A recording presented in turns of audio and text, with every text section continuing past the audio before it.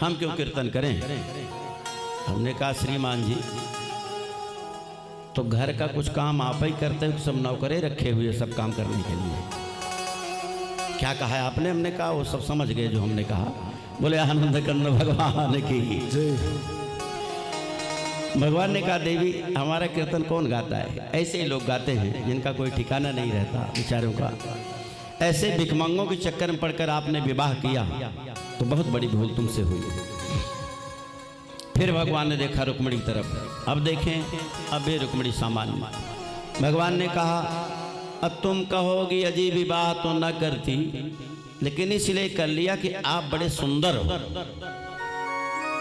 तो देवी यहाँ भी बहुत बड़ी भूल हो गई। मैं बिल्कुल सुंदर नहीं हूँ। एक तो काला पैदा हुआ इसीलिए कृष्ण हमारा नाम रखा गया, और दूसरी बात काली नाग को जब नाथने गया तो उसने विष मार मार के और काला कर दिया। अब काले में कहाँ सुंदरता तुमको दिखाई पड़ गई? अरे वहां हमको वृंदावन में कलुआ कनुआ कहते थे, कलुआ कलुआ। कहाँ सुंदरता तुमको दिखाई पड़ गई? बहुत बड़ी भूल तुमसे हुई देवी विवाह करके सुंदर समझ के। ये तुम्हारी 5वीं गलती। रुक्मिणी महारानी केवल सुन रही हैं, बोल नहीं रही हैं। भगवान ने देखा कि क्रोध आया कि नहीं, अब भी सामान्य। भगवान ने कहा बड़ी गजब की है, इतना मैं कह रहा हूँ क्रोध ही नहीं आ रहा इनको। तो भगवान ने कहा कि चलो वैसी बात कहूँगा कि उनको क्रोध आ ही जाए। भगवान ने कहा देवी अभी कुछ बिगड़ा नहीं है। तुम्हारे भाई रुक्मी ने तुम्हारा विवाह शिशुपाल के साथ निश्चित किया था। शिशुपाल अब भी जीवित है। चलो मैं अब भी तुम्हारा विवाह शिशुपाल के साथ करवा सकता हूँ। बोले आनंद कंद भगवान की जय।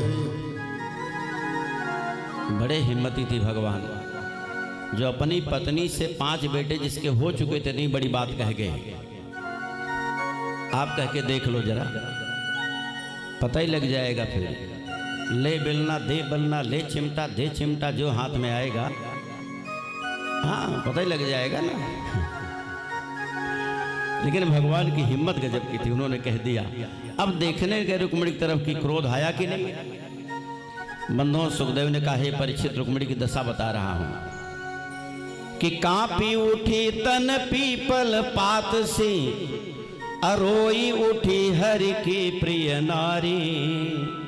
अकोमल पावन के नख से मही खोदी रही नहीं बैन उचारी।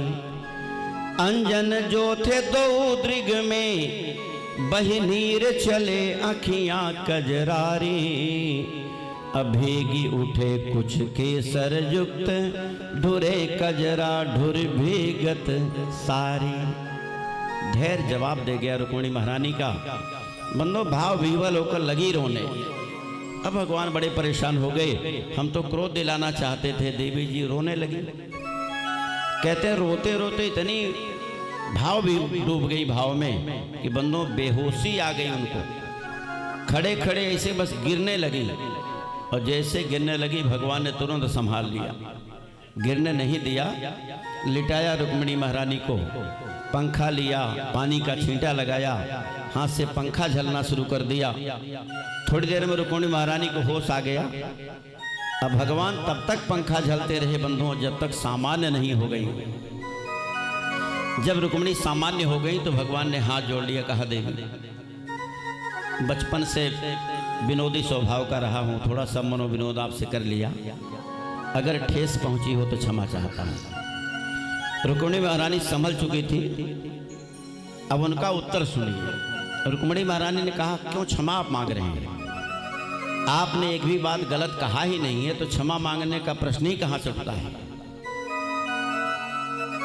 आपने कहा कि हमारा आपका मेल नहीं है, यही तो कहा आपने कि हमारा आपका मेल नहीं है। तो प्रभु ये आपने सत्य कहा है, हमारा आपका कोई मेल नहीं है। अरे बोली स्वामी ने ठीक कहा, प्रभु का और मेरा मेल कहाँ। मैं प्रकृति वश्य अबला नारी, तुम पुरुषोत्तम भगवान कहाँ। कहाँ हमारा आपका मेल तो वैसे भी नहीं है।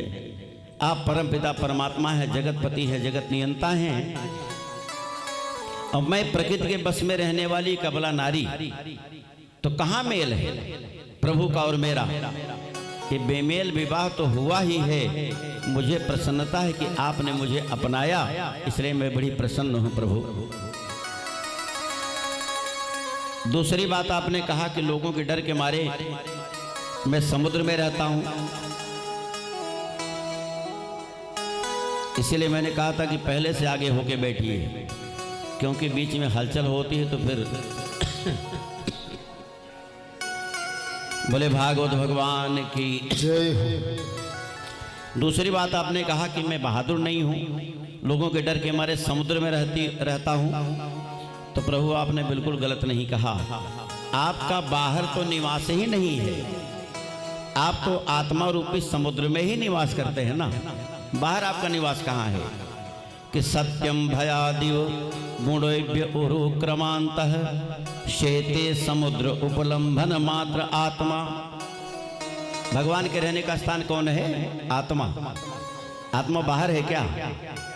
आप तो आत्मा रूपी समुद्र में ही निवास करते हैं, बाहर आपका निवास है ही नहीं। तो आपने गलत क्या कहा इसमें कि समुद्र में रहता हूं लोगों के डर के मारे? अरे बाप को पाने वाला निर्मल मन वाला होगा, वही पाएगा, बाकी कोई आपको पाता थोड़ी है। निर्मल मन जन सो मोहि पावा, मोहि कपट छल छिद्र न भावा, आपका संकल्प है। एक बात और आपने कहा कि मेरे कुल खानदान का पता नहीं है, मेरे माता पिता का सही सही पता नहीं है। तो प्रभु एक बात बताइए, आपके भी कोई पिता है क्या? हमें तो नहीं पता है, आप बता देंगे तो मैं लोगों को बता दूंगा कि हमारे परम पिता के भी कोई पिता है। अरे जो पिता जगत का कहलाता, क्या उसका पिता भी होता है? क्या किसी साधारण नारी से उसका विवाह भी होता है? जगत पिता जगत सब आप ही हो, जगत नियंता जगदीश्वर, फिर आपका पिता कौन हो सकता है? अब आपके खानदान पर कौन उंगली उठाएगा कि आपका कुल कौन सा है? एक बात और आपने कहा कि मैं सुंदर नहीं हूं। प्रभु आपकी सुंदरता कितनी है, कभी लोग लिखते लिखते थक गए। ऐ श्याम तेरी बंसी पागल कर जाती है, मुस्कान तेरी मीठी घायल कर जाती है। ऐसे कितने कवियों ने छंद लिखे हैं। संत हरिदास जो वृंदावन के बहुत बड़े संत थे, भगवान के बड़े भक्त थे, उन्होंने बहुत सारे छंद भगवान की सुंदरता पर लिखे हैं। एक छंद हम आपको सुना रहे हैं। अंतिम लाइन में जो कहा है वो बड़े काम की चीज कहा है। उन्होंने लिखा है, अरे सांवरी रंग चढ़ी जनु चंक, अनंग उमंग है जोरन के,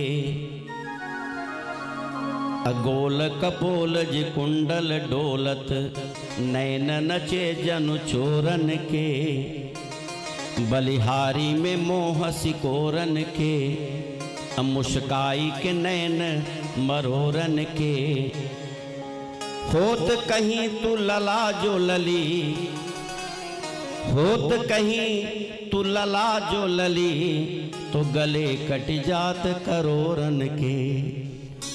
उन्होंने लिखा कि आप जिस रूप में आए प्रभु, अच्छा किया आप लला बनकर आए। अगर कहीं लली बनकर आ गए हो तो इसी रूप में, तो आपके लिए मार हो जाती, लाठी चल जाती, कत्ल हो जाता, कितने लोग गला कटवा देते। इतने आप सुंदर हैं। बोले आनंद कंद भगवान की जय हो। अब प्रभु की सुंदरता का बखान कौन कर सकता है? एक बात और आपने कहा कि मेरा गुणगान कौन करता है जिसके पास कुछ नहीं होता। ये संत महात्मा लोग, तो कोई मुझसे पूछे कि दुनिया का सबसे धनी व्यक्ति कौन है, तो मेरा एक ही उत्तर होगा कि यही संत महात्मा ही सबसे बड़े धनी हैं, बाकी तो सब निर्धन हैं। अरे कबीरा सब जग निर्धना, अधनवंता नहीं कोई, धनवंता सोई जानिए, जाके राम भगत धन होए। इस पास भगवान की भक्ति का खजाना है, उससे बड़ा धनी कौन है संसार में? बड़े बड़े धनी लोग को देखिए, वो लंगोटी वाले बाबा के चरणों में नतमस्तक हो जाते हैं, क्योंकि उनको मालूम है कि जो इस संत के पास है मेरे पास वो संपदा नहीं है। इसको ऐसा समझ सकते हैं, यहाँ की जो संपदा है, भौतिकता है, वो यहीं तक सीमित रहेगी। हमारा शरीर समाप्त यहीं रह जाएगा, जाने वाला भी नहीं है। ये संत महात्मा वाली संपत्ति क्या है?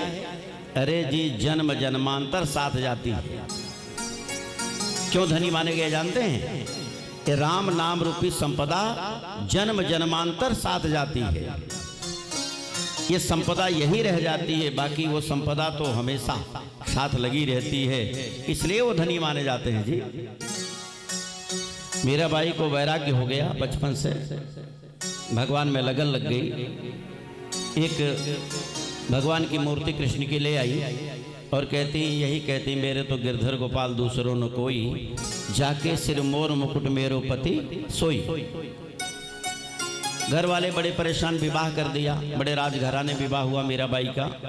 भगवान की मूर्ति साथ लेकर गई, बड़ा तालमेल बिठाने का प्रयास किया, परिवार और भगवान दोनों साथ साथ चले चले, लेकिन बंधुओं नहीं चल सकता। जगत भगत में बैर है, जगत के नियम कानून अलग होते हैं। अब भक्ति भगत स्वतंत्र सकल सुख खानी, भक्ति स्वतंत्र होती है, उसमें कोई नियम कानून नहीं है।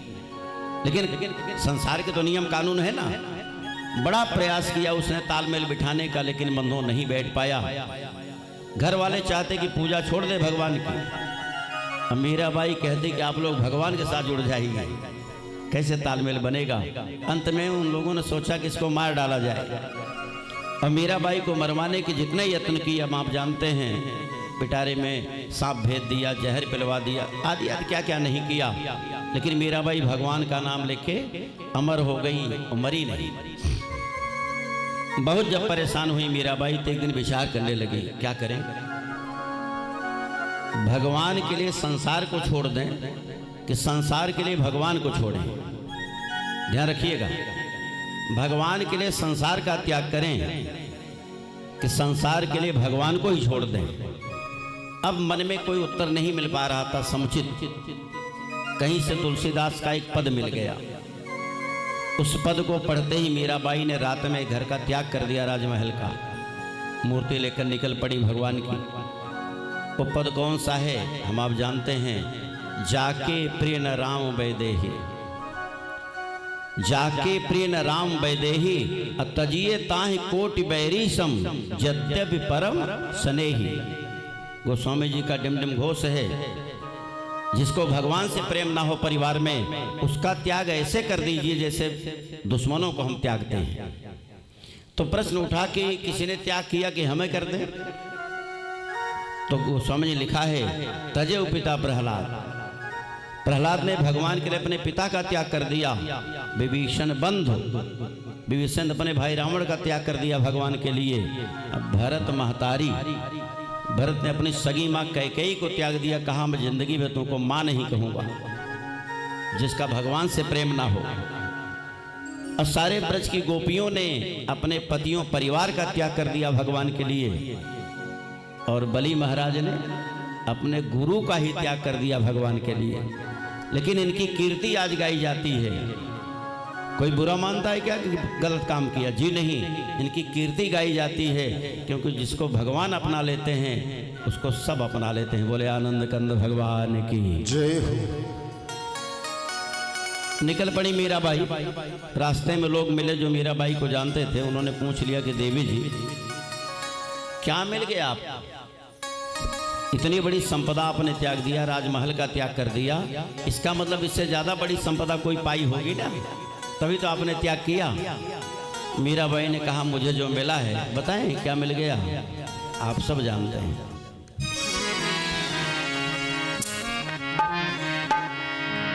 अरे पायो जी मैंने राम रतन धन पायो, पायो जी मैंने राम रतन धन पायो, मैंने राम रतन धन पायो, पायो मैंने राम रतन धन पायो। वस्तु अमोलक मारे सदगुरु, वस्तु अमोलक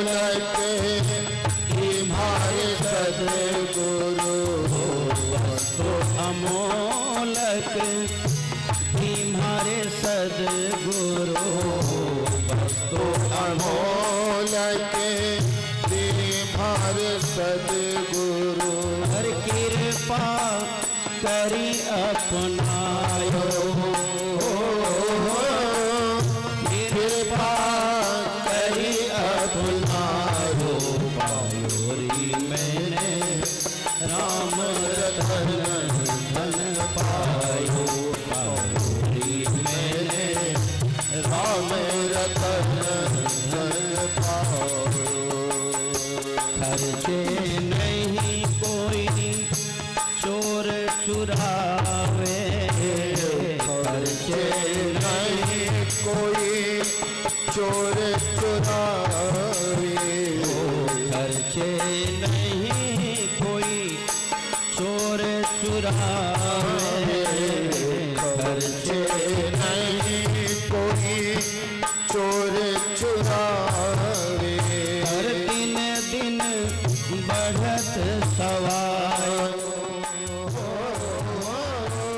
दिन दिन बढ़त सवायो पायोरी मैंने राम रतन धन पायो पायोरी मैंने राम रतन धन पायो मीरा के प्रभु गिरधर नागर मीरा रागे प्रभु गिरधर नागर मीरा के प्रभु गिरधर नागर मीरा के प्रभु गिरधर नागर हरे हरस हरस जस गायो हरस हरस जस गायो पायोरी मैंने राम रतन धन पायो पायोरी मैंने राम रतन धन पायो पायोरी मैंने राम रतन धन पायो। क्या शानदार उत्तर है बंधुओं मेरा भाई का। बंधुओं एक बात कहूं, संसार में जितनी वस्तु है सब नष्ट होने वाली संसार में सब नष्ट होने वाली वस्तु है।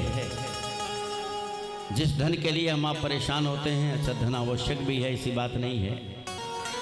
धन आसानी से मिलता है क्या?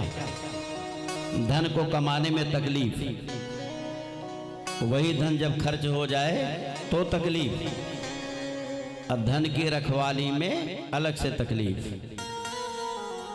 है कि नहीं? कमाने में तकलीफ, खर्च हो जाए तो तकलीफ, रखवाली में अलग से तकलीफ। और भगवान नाम की संपदा कैसी है? क्या बात है बंधुओं, जितना खर्च करो दिन दिन बढ़त सवायो।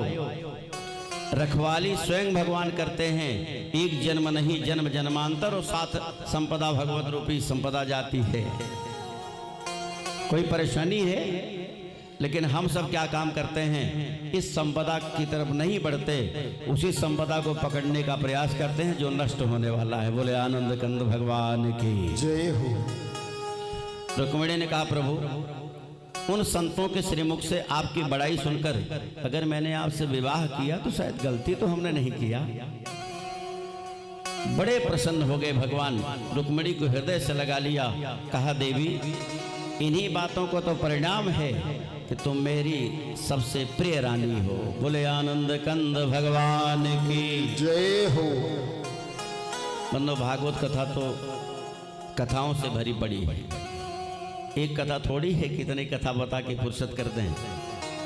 मतलब ये कथा का भंडार है जो भगवान की तरफ ले चलता है हमको आपको। हर कथा का भाव एक ही है कि एन केन प्रकार हम आप ईश्वर से जुड़े। आइए, एक बार शंकर भगवान और कृष्ण भगवान में लड़ाई हुई थी। जबकि दोनों एक दूसरे को प्रभु मानते हैं, भगवान मानते हैं, फिर भी लड़ाई हो गई। भगवान जब लड़ते हैं तो अपने लिए नहीं लड़ते, ध्यान रखिएगा, अपने भक्तों के लिए भगवान लड़ते हैं। अगर लड़ेंगे भी तो अपने भक्तों के लिए लड़ेंगे। क्यों लड़े थे? अरे सोडितपुर का भूप था बाणासुर बलवान, कितने ही बरसों किया उसने शिव का ध्यान। बड़ी तपस्या किया भोले बाबा की। एक दिन भोले बाबा प्रसन्न हो गए, बोले क्या चाहते हैं? तो बाणासुर ने कहा कि मेरे बल को अक्षय कर दो, यह मेरी देह अमर कर दो। हे महामहिम हे जगदीश्वर, शिवक को लोकेश्वर कर दो। धन दो, जन दो, बल दो, पय दो, भवभूतेश्वरी प्रथाएं दो। यश दो, रस दो, हे सहस भूप, स्वबस रूप, सेवक को सहस भुजाएं दो। 1000 हाथ दे दीजिए, मेरे शरीर को अमर कर दीजिए, धन संपदा की कमी न रहे। भगवान ने कहा एवं मस्तु। तब बाणासुर ने कहा एक बात और। कहा बोलिए। बोले बाबा तो बड़े औढ़रदानी है ना। कहा कहिए। कहा कि जब कभी संकट आवे, आपको याद करें तो हमारी तरफ से लड़ने भी आप आ जाइएगा। भोले ने बाबा कहा ठीक है, जैसे तुम्हारी इच्छा। कहते बनो बाणासुर के सामने युद्ध में कोई टिकता नहीं था, चारों तरफ घूमने लगा।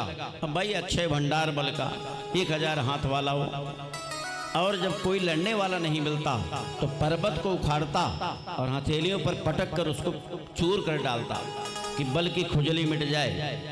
नहीं मिट पाती थी, उसने फिर भगवान का ध्यान किया। भोले बाबा प्रकट हुए, बोले अब क्या बात है? तो बाणासुर ने कहा प्रभु इतना बल देकर आपने मेरे साथ अन्याय कर दिया। कहा तुमने मांगा तो मैंने दिया। कहा तो एक काम कीजिए, किन्नत प्रभु तुम मोते लड़हु, अपूर्व मम अभिलाष। हृदय शांति निज कर सकूं, यही ते आयूं पास। या तो आप हमसे लड़िए क्योंकि बल आपने दिया है, और नहीं तो किसी योद्धा का नाम बताइए जिससे मैं लड़कर अपनी बाहों की खुजली शांत करूं बल वाली। भगवान ने कहा बेटा भक्त और भगवान में लड़ाई ठीक नहीं होती। तो कहा तो किसी योद्धा का नाम बताइए। तो एक कहते पताका दिया, ध्वजा, कहा ले जाओ अपने राजमहल के बाहर लगा देना। जिस दिन ये गिर जाएगी ध्वजा, समझ लेना कि तुमसे लड़ने वाला तुम्हारी बराबरी कोई योद्धा आ गया है। बाणासुर लगाकर इंतजार करने लगा उसे ध्वज पताके का कि कब गिरे कोई आवे। तो बाणासुर की एक बिटिया बड़ी सुंदर थी, जिसका नाम था उषा।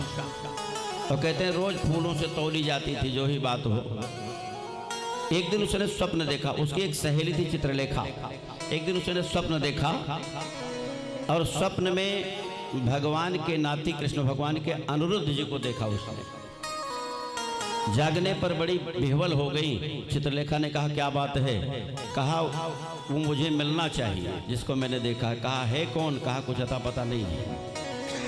कहा तब कैसे मिलेगा? तो चित्रलेखा चित्र बनाने बड़ी माहिर थी। हर राजाओं राजपूतों का चित्र बना बना के दिखाती गई। उषा इनकार करती गई। जब कृष्ण भगवान का चित्र बनाया तब कहा कि ये नहीं है, लेकिन है इन्हीं के खानदान में। तब प्रद्युम्न जी का बनाया, कहा ये भी नहीं है, लेकिन अब लगभग पहुंच चुकी हो। तब प्रद्युम्न के बेटे जब अनिरुद्ध का चित्र बनाया तब शर्मा गई, कहा यही है। चित्रलेखा ने कहा बड़ी पागल हो, अरे द्वारिकाधीश का नाती है वो, वहाँ परिंदा भी पर नहीं मार सकता। सुदर्शन चक्र जी अहर्निश पहरा देते हैं। कहा मैं कुछ नहीं जानती, आप मेरा काम करें। चित्रलेखा रात में गई द्वारिकापुरी में, बड़ी मायावी थी। सैव चंदन लगा के गई वो, तो नारद जी मिल गए। नारद जी ने कहा कहाँ? बता दिया सारी बात। कहा पागल हो गई हो, अरे यहाँ वैष्णव चंदन लगा के जाओ क्योंकि वैष्णवों की राजधानी है। अरे कहा कि हम तो शैव हैं। कहा शैव वैष्णव एक ही हैं, केवल भेद हम आप मानते हैं। चंदन बदलवा दिया नारद जी ने उसका। कहा कि सुदर्शन चक्र जी पहरा दे रहे हैं, उसका क्या होगा। नारद जी ने कहा मैं तब तक उलझाता हूँ, तुम चली जाओ। और बंदो नारद जी चले गए, सुदर्शन चक्र से सत्संग करने लगे। और उधर चित्रलेखा गई, सोते सोते पलंग समेत अनिरुद्ध को उठा लाई और उषा के कक्ष में पहुंचा दिया। अब बंधुओं सुबह हुई, जब पता लगा कि नाती चारपाई समेत गायब हो गया, और भी द्वारिकापुरी से, तब बुलाया चक्र सुदर्शन को भगवान ने। ऐसे पहरा देते हो, नाती ही गायब हो गया, कैसे पहरा देते हो। सुदर्शन चक्र ने कहा महाराज हम तो जरा भी दिक्कत नहीं होती थी पहरेदारी में, आज थोड़ी दिक्कत हुई। बोले क्या। बोले वो नारद जी आ गए थे, सत्संग करवाने लगे। बोले सत्संग बाद में करते, रात का समय था। बड़े विचित्र बात है। बंधु कहते हैं कि बात आई गई हो गई, इधर वो ध्वज गिर गया, पताका गिर गया। तब उसको लगा कि अब मेरी बराबरी को योद्धा जरूर आया होगा। तो सैनिक आया जो पहरेदारी करता था उषा के कमरे आया। कहा अगर प्राणदान दे तो एक बात बताऊं। कहा बताइए। कहा कि आजकल उषा के रंग ढंग बढ़िया नहीं दिखाई पड़ रहे हैं। उनके कक्ष से किसी पुरुष के बोलने की आवाज़ आती है, जैसे इतना सुना तलवार निकाल लिया मारने के लिए। कहा कि मैंने कहा था प्राणदान आप दें तब कहेंगे। अच्छा। तुरंत निकल पड़ा, बाणासुर गया, उषा का कक्ष खुलवाया। उषा का चेहरा सफ़ेद हो गया। बंधुओं देखा तो बड़ा सुंदर एक लड़का चारपाई पर सो रहा है। उसके सुंदरता को देखा तो बाणासुर विचार करने लगा, आखिर बिटिया का विवाह तो करना ही है, ये भी तो ठीक है, ये कोई दिक्कत की बात नहीं है, लेकिन अभी वो भोले बाबा की बात हमारी बराबरी कोई योद्धा मिले तब ना। तो उन्होंने कहा कि जब जगे तो खबर देना हमको। और जब अनिरुद्ध जी जगे तो बंधुओं तब देखा तो उषा का चेहरा सफ़ेद पड़ गया था। बोले क्या बात है। अरे बोले वो हमारे पिता को पता चल गया है सारी बात का। तो कहा तो क्या करेंगे। अरे कहा हमारे पिता को आप जानते नहीं हैं, दुनिया में कोई उनसे जीत नहीं सकता। अनिरुद्ध बोले कि बोले अनिरुद्ध शांत बैठो, जो होगा देखा जाएगा। अनिरुद्ध मोम की मूर्ति नहीं जो गर्मी से पिघलाएगा। कह दे तो सूर्य निगल जाऊं, अथवा मैं रोकूं हवाओं को, बांध दूं एक ही धागे में इसकी सहस भुजाओं को। तुम्हारे पिता की जो 1000 हाथ है ना, कहो तो बांध के दिखा दो उनको। उषा को सहज विश्वास नहीं हुआ, और जैसे पता लगा आया सहस्त्रबाहु जब आए बाणासुर जी, तो बड़ी जोर से बिगड़ गए कि कहो रे चोर कहाँ ते आवा, घुसे महल में नहीं डर पावा। मेरा डर समाप्त करके तू घर में घुस आया। और कहते बंधुओं फिर लड़ाई शुरू हुई बाणासुर और अनिरुद्ध में। अनिरुद्ध महाराज ने ध्यान किया तो एक शिला प्रकट हो गई। अब जितना भी वो आक्रमण करता उस शिला से बाण आदि निकलकर काट दिया करते। कहते हैं कि सारे अस्त्र शस्त्र बाणासुर के सब बेकार हो गए, लेकिन अनिरुद्ध पर कोई असर नहीं पड़ा। जब देखा कि तो बड़ा बलवान है, तब बाणासुर ने क्या कहा कि नाग पास फेंक दिया। जब नाग पास फेंका तो अनिरुद्ध विचार करने लगे कि इसका सम्मान तो करना ही पड़ेगा। अनिरुद्ध महाराज बंध गए तो उषा अनिरुद्ध दोनों को उसने कैद खाने में डाल दिया, जेल में। नारद जी पहुंचे द्वारिकापुरी। श्रीमन नारायण नारायण। भगवान ने कहा आइए बाबा जी। कैसे आगमन हुआ। कहा आपके नाती का पता चल गया, मैं जिस दिन से गायब उसी दिन से पता लगा रहा हूँ। अच्छा अच्छा, आप ही गायब करवाने वाले, आप ही बताने वाले। अच्छा तो बता दीजिए कहाँ है। अरे कहा बाणासुर की कैद में है। भगवान ने कहते हैं नारायणी सेना लेकर चढ़ाई किया और बड़ी विकट लड़ाई हुई भगवान और बाणासुर में।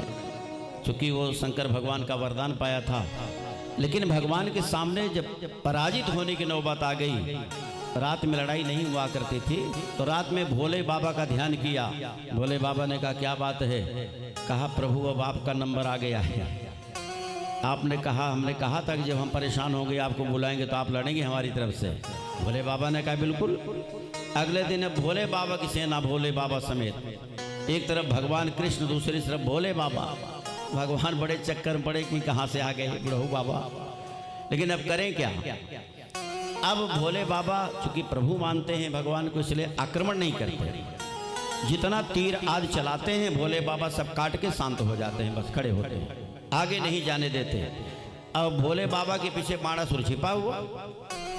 बहुत देर लड़ाई किया भगवान ने, तो भगवान ने सोचा कि बाबा जी जब तक नहीं हटेंगे तब तक उसको मारे पा नहीं पाएंगे, समस्या है। तो क्या काम किया, एक जमुआई वाला बाण छोड़ दिया भगवान ने। और जैसे जमुआई वाला बाण छोड़ा, बाबा जी तुरंत लगे वहीं जमुआने खड़े होकर। और जब जमुआने लगे तो अस्त्र शस्त्र उनका सब गिर गया।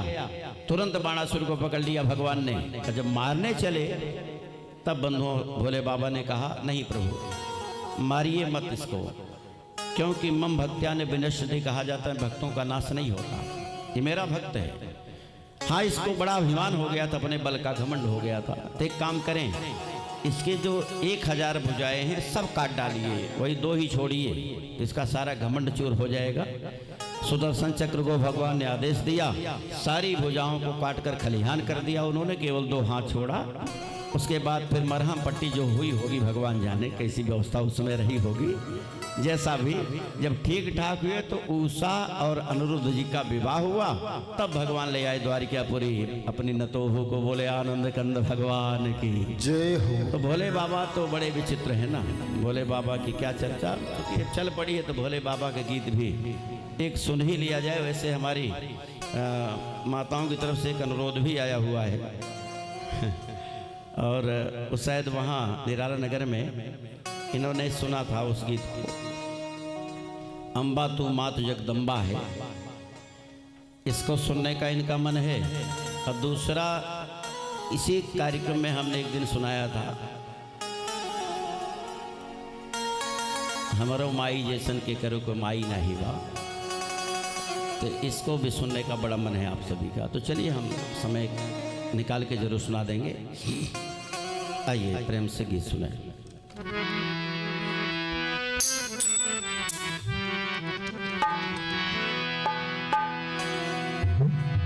वो सारे जग का है वो रखवाला, सारे जग का है वो रखवाला, हाँ मेरा भोला है जग से निराला। बम भोला बम भोला बम भोला ओ भोला बम भोला बम भोला बम भोला बम भोला बम भोला बम भोला ओ भोला बम भोला बम भोला बम भोला। अरे जग का है वो रखवाला, सारे जग का है वो रखवाला, मेरा भोला है जग से निराला। बम भोला बम भोला बम भोला बम भोला बम भोला बम भोला बम भोला बम भोला ओ भोला बम भोला बम भोला बम भोला।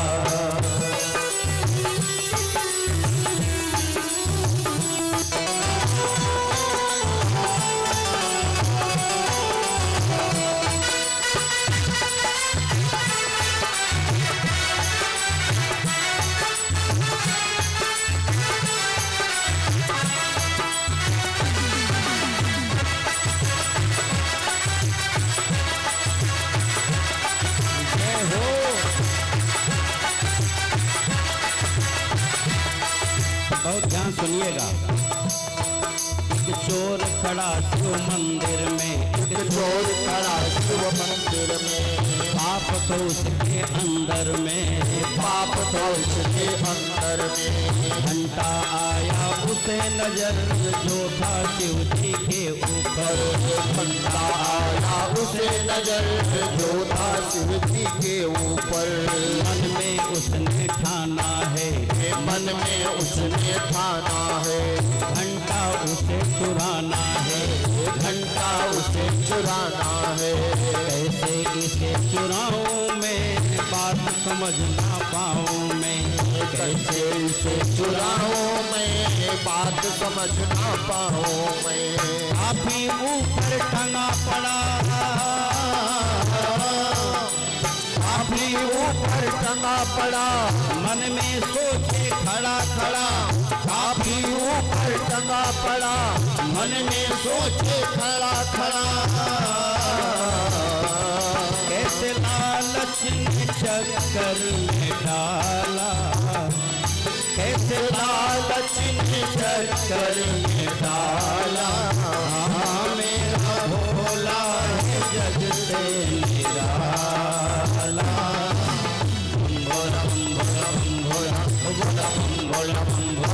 भोला अरे बम भोला बम भोला बम भोला भोला भोला भोला भोला।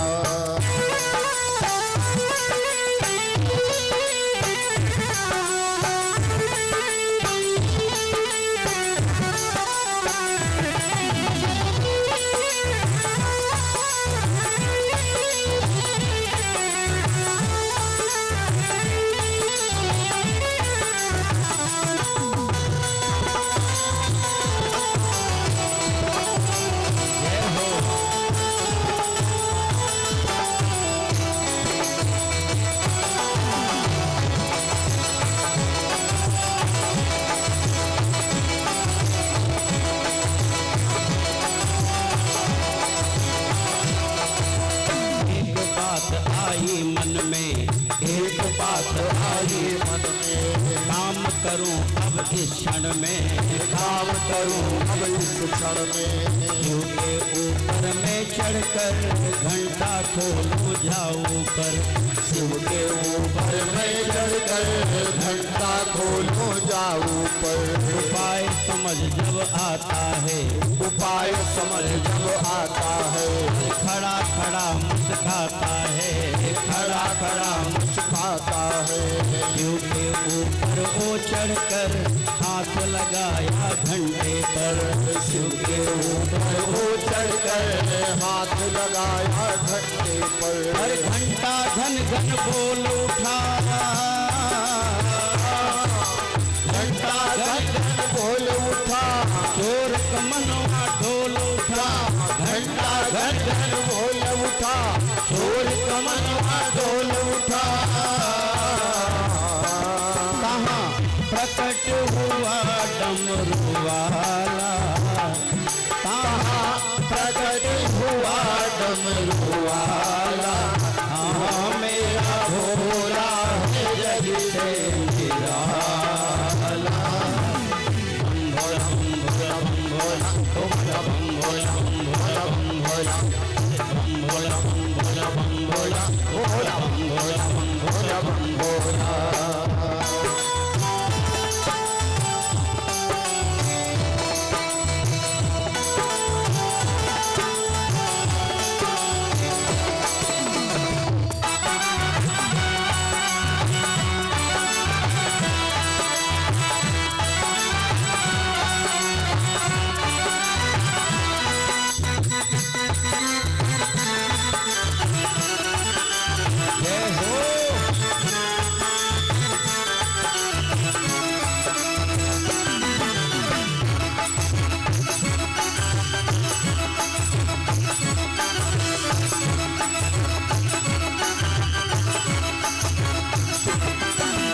भोले बाबा प्रकट हो गए। उन्होंने कहा अरे माग माग भोले शंकर, माग माग भोले शंकर। ले ले तू मन चाहवर, ले ले तू मन चावर। चोर खड़ा कांपे थर थर, देख रहा है इधर उधर। चोर खड़ा कांपे थर थर, देख रहा है इधर उधर। कहने लगा बाबा जी मैं तो चोर उचकता हूँ, मैं तो चोर उचकता हूँ। झूठा कपटी पक्का हूँ, झूठा कपटी पक्का हूँ। सचमुच भोले हो बाबा, साच कहूँ तुमसे बाबा। सचमुच भोले हो बाबा, साच कहूँ तुमसे बाबा। उसने कहा महाराज आपके प्रकट होने का कोई विधान है कि ऐसे प्रकट हो जाते हैं? भोले बाबा ने कहा कोई मेवा मोदक लाता है, कोई मेवा मोदक लाता है। कोई चंदन मुझे लगाता है, कोई चंदन मुझे लगाता है। पर तुमने तो अपना तन कर डाला मुझको अर्पण, पर तुमने तो अपना तन कर डाला मुझको अर्पण। तू भक्त है मेरा चोर नहीं, तू भक्त है मेरा चोर नहीं, जैसा कोई और नहीं। तू भक्त है मेरा चोर नहीं, जैसा कोई और नहीं। सब बोले यूं दीन दयाला, सब बोले यूं दीन दयाला। हाँ मेरा भोला है जग से निराला। बम भोला बम भोला बम भोला भोला बम भोला बम भोला बम भोला बम भोला बम भोला भोला बम भोला बम भोला। सारे जग का है वो रखवाला, सारे जग का है वो रखवाला। हाँ मेरा भोला है जग से निराला। बम भोला बम भोला बम भोला भोला बम भोला बम भोला बम भोला बम भोला बम भोला बम भोला बम भोला बम भोला बम भोला। बोले शंकर भगवान की जय हो। ऐसे भोले बाबा कहते बंधुओं, नागवंश में एक राजा रहते थे, नृग नाम के राजा, जो बड़े दानी थे और प्रत्येक दिन 1000 गाय दान में दिया करते थे। अच्छा, मन में कहीं न कहीं अहंकार पैदा हो ही जाता है, और जब अहंकार आता है बंधुओं तब नाश की तरफ कदम बढ़ जाता है।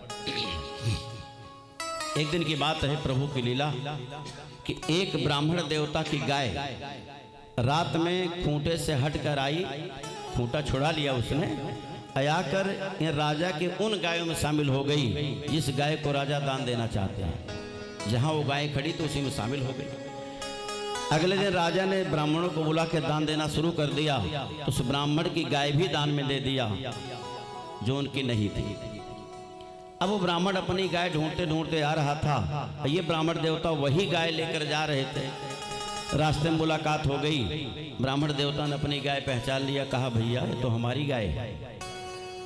अब दूसरा ब्राह्मण कहने लगा कि हमको राजा ने दान में दिया है। कहा कि हमारी गाय कैसे दान में दे सकते हैं? कहा कि मुझे नहीं पता है, मैं तो दान में पाया हूँ, हमारी है। वो कहते हमारी है। दोनों मिलकर राजा के पास गए। राजा की बात समझ में आई कि भूल हो गई। राजा ने कहा देखिए, अब तो मैंने दान में दे दिया है, ले नहीं सकता। अब चाहे दोनों में चाहे कोई एक गाय ले लो, एक गाय के बराबर सोना ले लो। तो ब्राह्मणों ने कहा हम सोना लेकर क्या करेंगे, हमें जो गाय मिली हम तो वही लेंगे। वो कहता था हम अपनी गाय लेंगे। राजा ने बहुत समझाया लेकिन नहीं माने। तब किंग कर्तव्य विमूढ़ हो गए राजा, और कहते हैं जब वो कहते हैं हमारी गाय है आप बोलिए तो इधर मुंडी कर देते, जब कहते हैं हमारी गाय आप बोलिए तो इधर मुंडी कर देते। कई बार ऐसे मुंडी उधर उधर किया तो ब्राह्मणों को क्रोध आ गया। तो सही उचित न्याय नहीं कर रहा है, केवल मुंडी हिला रहा है। जहाँ श्राप देता हूँ आज के बाद मुंडी ही हिलाओ। तो गिरगिट हो गए राजा, बहुत बड़े गिरगिट बने। गिरगिट मुंडी हिलाता है, आप देखे होंगे। और एक कुएं में पड़े थे बहुत दिन तक। भगवान के नाती पोते एक दिन खेलने गए, प्यास लगी तो कुएं के पास गए, देखा बहुत बड़ा गिरगिट वहाँ। भगवान को सूचना गई, भगवान आए, आजान बाहु से छुआया उसको, तो दिव्य रूप में राजा अंदर प्रकट हो गए और भगवान से क्षमा याचना किया। भगवान ने कहा अहंकार जब कभी आएगा तो समस्याएं खड़ी होगी। आपने जो इतने बड़े दान पुण्य किए उसका प्रभाव यह है, आपने कष्ट भोग लिया, अब आपको स्वर्ग ही जाना है। भगवान ने अपने धाम भेज दिया। बोले आनंद कंद भगवान की जय हो। कहते बंधुओं, एक पौंड्रक नाम का राजा था, हमने आपने सुना है। पौंड्रक ने काशी नरेश से पूछा कि एक द्वारिकाधीश अपने आप को कहता है, क्या विशेषता उसकी है? तो काशी नरेश ने कहा उसके पास एक बड़ा भाई है, हल मूसल चलाने वाला, एक गरुड़ है जिस पर सवारी करता है वो, 16,108 रानियां उसके पास हैं, काला कलूटा है वो नीला नीला, चक्र सुदर्शन धारण करता है, आदि आदि बता दिया। पौंड्रक ने क्या काम किया, कहते हैं नकली सुदर्शन चक्र बनवाए रिमोट वाला, और नीला करवा लिया शरीर को अपने, नीला करवा लिया। एक बड़ा भाई भी ला दिया, 16,100 स्त्रियों को, 8 स्त्रियों को ला दिया। सारी व्यवस्था करने के बाद भगवान के पास सूचना भिजवाया कि तुम असली वाले नहीं हो, हम असली वाले भगवान हैं। कहते बंधुओं, जब भगवान के पास सूचना गई तो भगवान गए, लड़ाई करके उसको मारे। भगवान चाहे मारें चाहे बचावें, ध्यान रखिएगा, भगवान के यहाँ तो उद्धार ही होता है। अरे कितना भी वो गलत था, लेकिन ध्यान तो भगवान का ही करता था, रूप भगवान ही क्या बनाया था ना, तो उसे भगवत धाम में जाना ही है। मानो भगवान ये बताना चाहते हैं, अरे दुनिया के लोगों, आप अगर कुछ बनना चाहते हो तो भक्त बनो, अगर बनना ही चाहते हो तो भक्त बनो, भगवान बनने का प्रयास मत करो, क्योंकि भगवान बनोगे तो ऐसे कष्ट भोगना पड़ेगा जैसे पौंड्रक की दशा हुई। आज भी देख लिए कितने भगवान जेलों की हवा खा रहे हैं, बोले आनंद कंद भगवान की। इसलिए जब भी बनो भक्त बनो, भगवान मत बनो, कहने का भाव ये। अब बहुत सी कथाएं इसमें हैं, आइए एक कथा की तरफ बढ़े, बड़ा बढ़िया, बहुत बढ़िया है। एक दिन नारद जी ने विचार किया, इंद्र के यहाँ से लौटे तो इंद्र की 2 पत्नियां थी, और दोनों इंद्र की टांग खिंचाई कर रही थी। तो नारद जी ने कहा कि भला बताओ, जहाँ 2 स्त्री केवल हैं वहाँ ये दशा है, तो जहाँ 16,108 होगी वहाँ क्या दशा होगी, हमारे प्रभु की तो बड़ी टांग खिंचाई होती होगी, तो चल के पता लगाएं कि प्रभु की क्या दशा है। नारद जी वहाँ से आए और भगवान मिल गए द्वारिकापुरी में, प्रणाम किया। भगवान ने हंसते हुए कहा, कैसे नारद जी आए? अरे कहा प्रभु, बस ऐसे आपके रानियों से मिलने का मन है। भगवान के चेहरे से तो पता ही नहीं लगेगा कि उनको कष्ट है कि कुछ है, हमेशा हंसते रहते हैं। उन्होंने तो सोचा इनकी रानियों के पास जब जाऊंगा तो ऐसे से हमारे पास शब्दावलियां हैं कि जब बात करूंगा तो अपना राज उगल ही देगी, क्या दिक्कत चल रही है। लेकिन शर्त है कि यही साथ में न जाएं, बस भगवान जाएंगे तब बात नहीं कर पाएंगे। तो ठीक है, जाइए मिल लीजिए नारद जी। नारद जी गए रुक्मिणी के कक्ष में, भगवान वहीं रुक गए। रास्ते में बड़े प्रसन्न है कि चलो आए नहीं, लेकिन जब वहाँ गए तो भगवान कुछ करते हुए मिल गए वहाँ। अरे नारद जी आइए आइए, कब आए? आइए, स्वागत है आपका। नारद जी ने कहा अभी आया, बस मिलने की इच्छा थी, सोचा यहाँ तो दाल नहीं गलने वाली, प्रभु यहाँ विद्यमान है, कोई गुप्त रास्ता होगा, चले आए होंगे हमको उधर से भेजकर। फिर अगले कक्ष में गए तो वहाँ भगवान भोजन कर रहे थे। और जैसे नारद जी को देखा, अरे नारद जी आइए आइए, कब आए? आइए बैठिए बैठिए, भोजन करके आपसे बात करता हूँ। ऐसे ही नारद जी 16,108 कक्ष में गए, हर कक्ष में भगवान मिले, कुछ न कुछ करते हुए, हर बार एक ही बात पूछते, कब आए? आइए आइए, बहुत सुंदर कि आप आ गए हमारे यहाँ। जब 3 महीने बीत गया, अब जब निकल के बाहर आए तो भगवान हंसते हुए मिल गए। देखा है हमारी पत्नियों से मिल ली है। नारद जी चरणों में साष्टांग लेट गए। उन्होंने कहा प्रभु, आपकी लीला का कोई पार नहीं पा सकता, आपकी लीला में अद्भुत कुछ नहीं है। क्यों? अरे बंदो, हरि अनंत, हरि कथा अनंता, भगवान जैसे अनंत है, उनकी कथाएं अनंत हैं, अनंत उनके अवतार हैं, अनंत लीलाएं हैं। तो कोई पार पा सकता है क्या? तेरी माया का न पाया कोई पार, कि लीला तेरी तू ही जाने। नैवाद्भुतम तो विभो अखिल लोकनाथे, मैत्री जने सकलेश दमः खलाना। दुष्टों के लिए आप दमन दुष्टों का करते हैं, भक्तों की अपने रक्षा करते हैं, आपका यही काम है। देखिए बंदों, भगवान की लीला बड़ी टेढ़ी है। कृष्ण भगवान की लीला अगर देखें तो बड़ी टेढ़ी है, सीधी लीला है ही नहीं। नाम भी टेढ़ा, कृष्ण टेढ़ा है ना। यशोदा मैया नहीं बोल पाती थी कृष्ण, अब खड़े होते हैं तो टेढ़े ही खड़े होते हैं, सीधा खड़ा होना जन्म ही नहीं करते। मुरली टेढ़ी, भवें टेढ़ी, मुकुट टेढ़ा, जितने क्रिया करेंगे सब टेढ़े। ये को सोच है, सीधा है क्या? एक भक्त ने पूछा कि पंडित जी, कृष्ण भगवान टेढ़े क्यों रहते थे, सीधा क्यों नहीं रहते थे? अरे हमने कहा भैया भगवान जाने, हम क्या जाने क्यों टेढ़ा सीधा रहते थे। बोले राम तो हमेशा सीधे रहते थे। और वही रामकृष्ण बन के आया तो टेढ़ा क्यों रहने लगे। तो हमने कहा कि एक श्लोक याद करो कि नीलांबुज श्यामल कोमलांगम सीता समारोपित वाम भागम। भगवान राम के साथ कौन रहती थी बाईं तरफ? सीता समारोपित वाम भागम।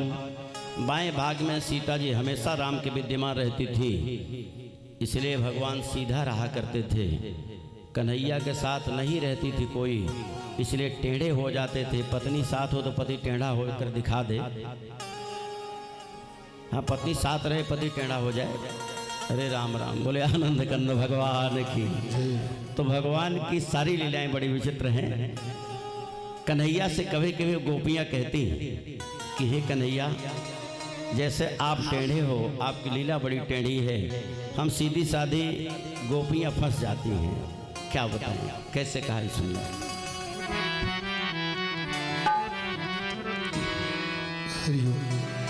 अरे तो टेढ़ा तेरी टेढ़ी रे नजरिया, तो टेढ़ा तेरी टेढ़ी रे नजरिया, तो टेढ़ा तेरी टेढ़ी रे नजरिया, तो टेढ़ा तेरी टेढ़ी रे नजरिया, तो टेढ़ा तेरी टेढ़ी रे नजरिया।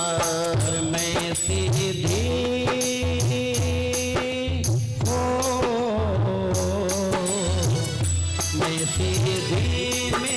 सीधी रे नगरिया, तो टेढ़ा तेरी टेढ़ी रे नजरिया, तो टेढ़ा तेरी टेढ़ी रे नजरिया।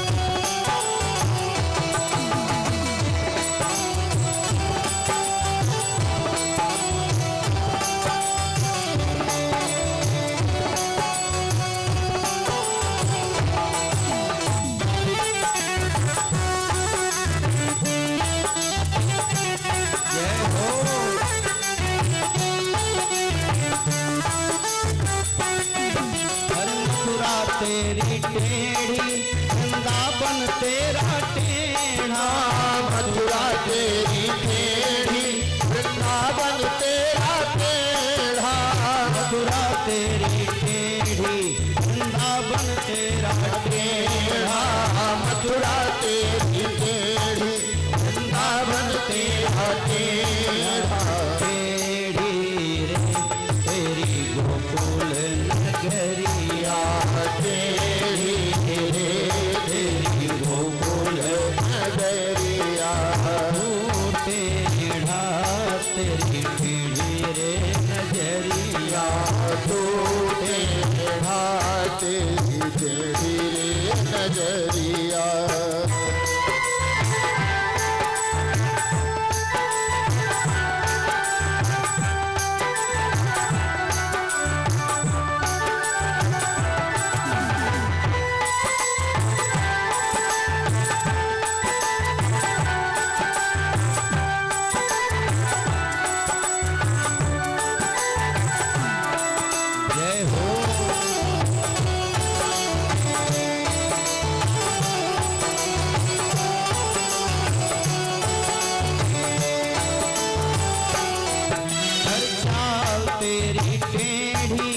हंसी तेरी टेढ़ी, चाल तेरी टेढ़ी, हंसी तेरी टेढ़ी, चाल तेरी टेढ़ी, हंसी तेरी टेढ़ी, चाल तेरी टेढ़ी, हंसी तेरी टेढ़ी।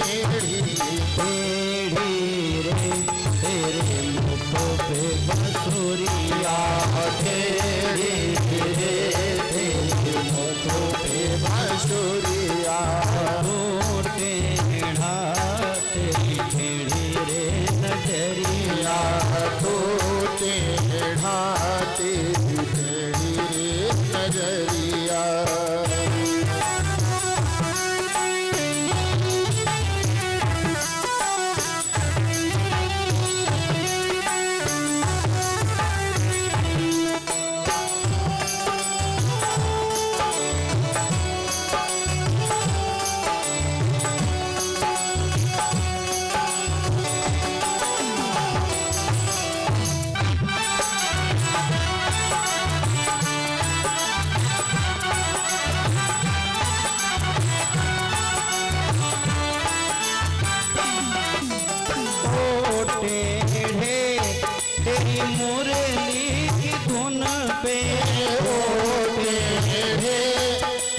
मुरली की धुन पे, ओ टेढ़े तेरी मुरली की धुन पे, ओ टेढ़े तेरी मुरली की धुन पे, नाच नाच भई टेढ़ी रे कमरिया, नाच नाच भई टेढ़ी रे कमरिया।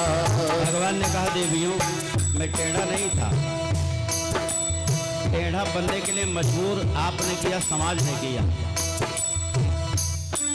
अरे रूप के रसिया से रूप छिपाओ, रूप के रसिया से रूप छिपाओ, हर माखन के लिए नाच नचाओ, माखन के लिए नाच नचाओ। टेढ़ो ना बनूं तो क्या करूं ये बताओ, टेढ़ो ना बनूं तो क्या करूं ये बताओ।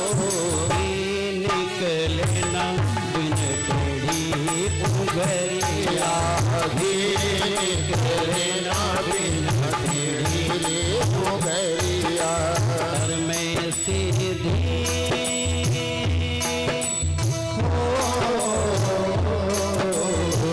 मैं सीधी मेरी सीधी नगरिया, ओ टेढ़ा तेरी टेढ़ी नगरिया, ओ टेढ़ा तेरी टेढ़ी नगरिया, ओ टेढ़ा तेरी टेढ़ी नगरिया।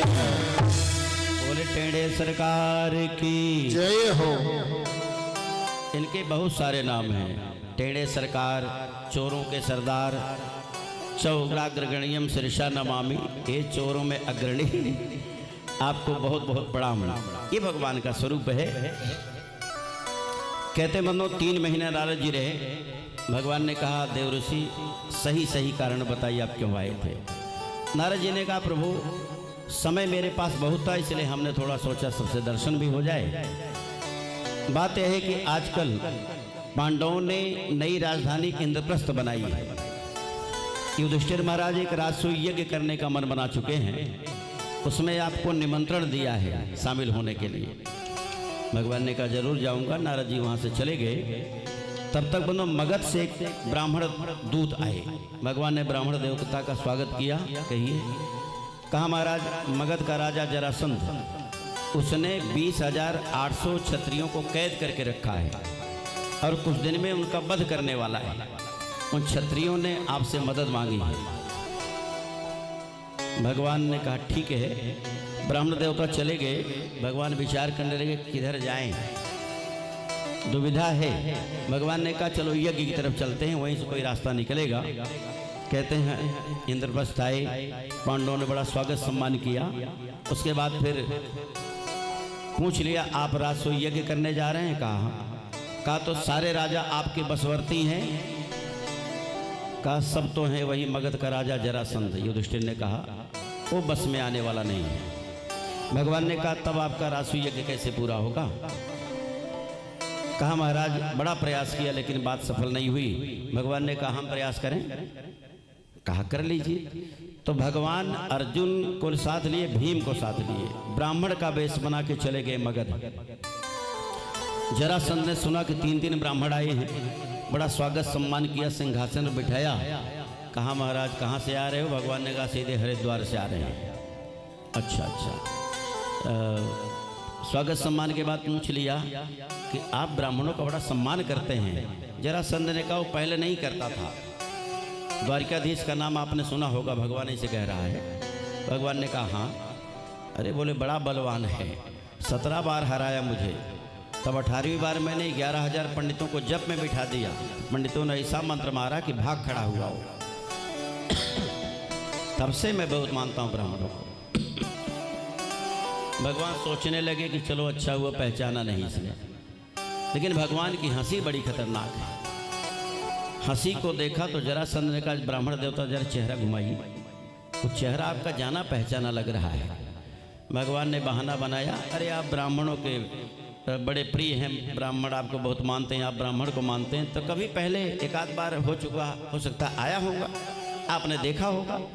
हाँ हाँ ऐसे हो सकता है, कहिए। भगवान ने कहा कि कुछ मांगे देंगे? अरे जो मांगेंगे आप। भगवान ने कहा त्रिवाचा भरी। कहा विश्वास कीजिए आप जो मांगेंगे मैं दूंगा। कहा त्रिवाचा भरने में क्या दिक्कत है? तो उसने कहा जो मांगेंगे मैं दूंगा दूंगा दूंगा। भगवान ने कहा ठीक है तो दीजिए। युद्धम नो देहि राजेंद्र कि द्वंद्वसो यदि मन्यसे युद्धार्थिनो वयम प्राप्ता राजान्यानान्न कांक्षिणः।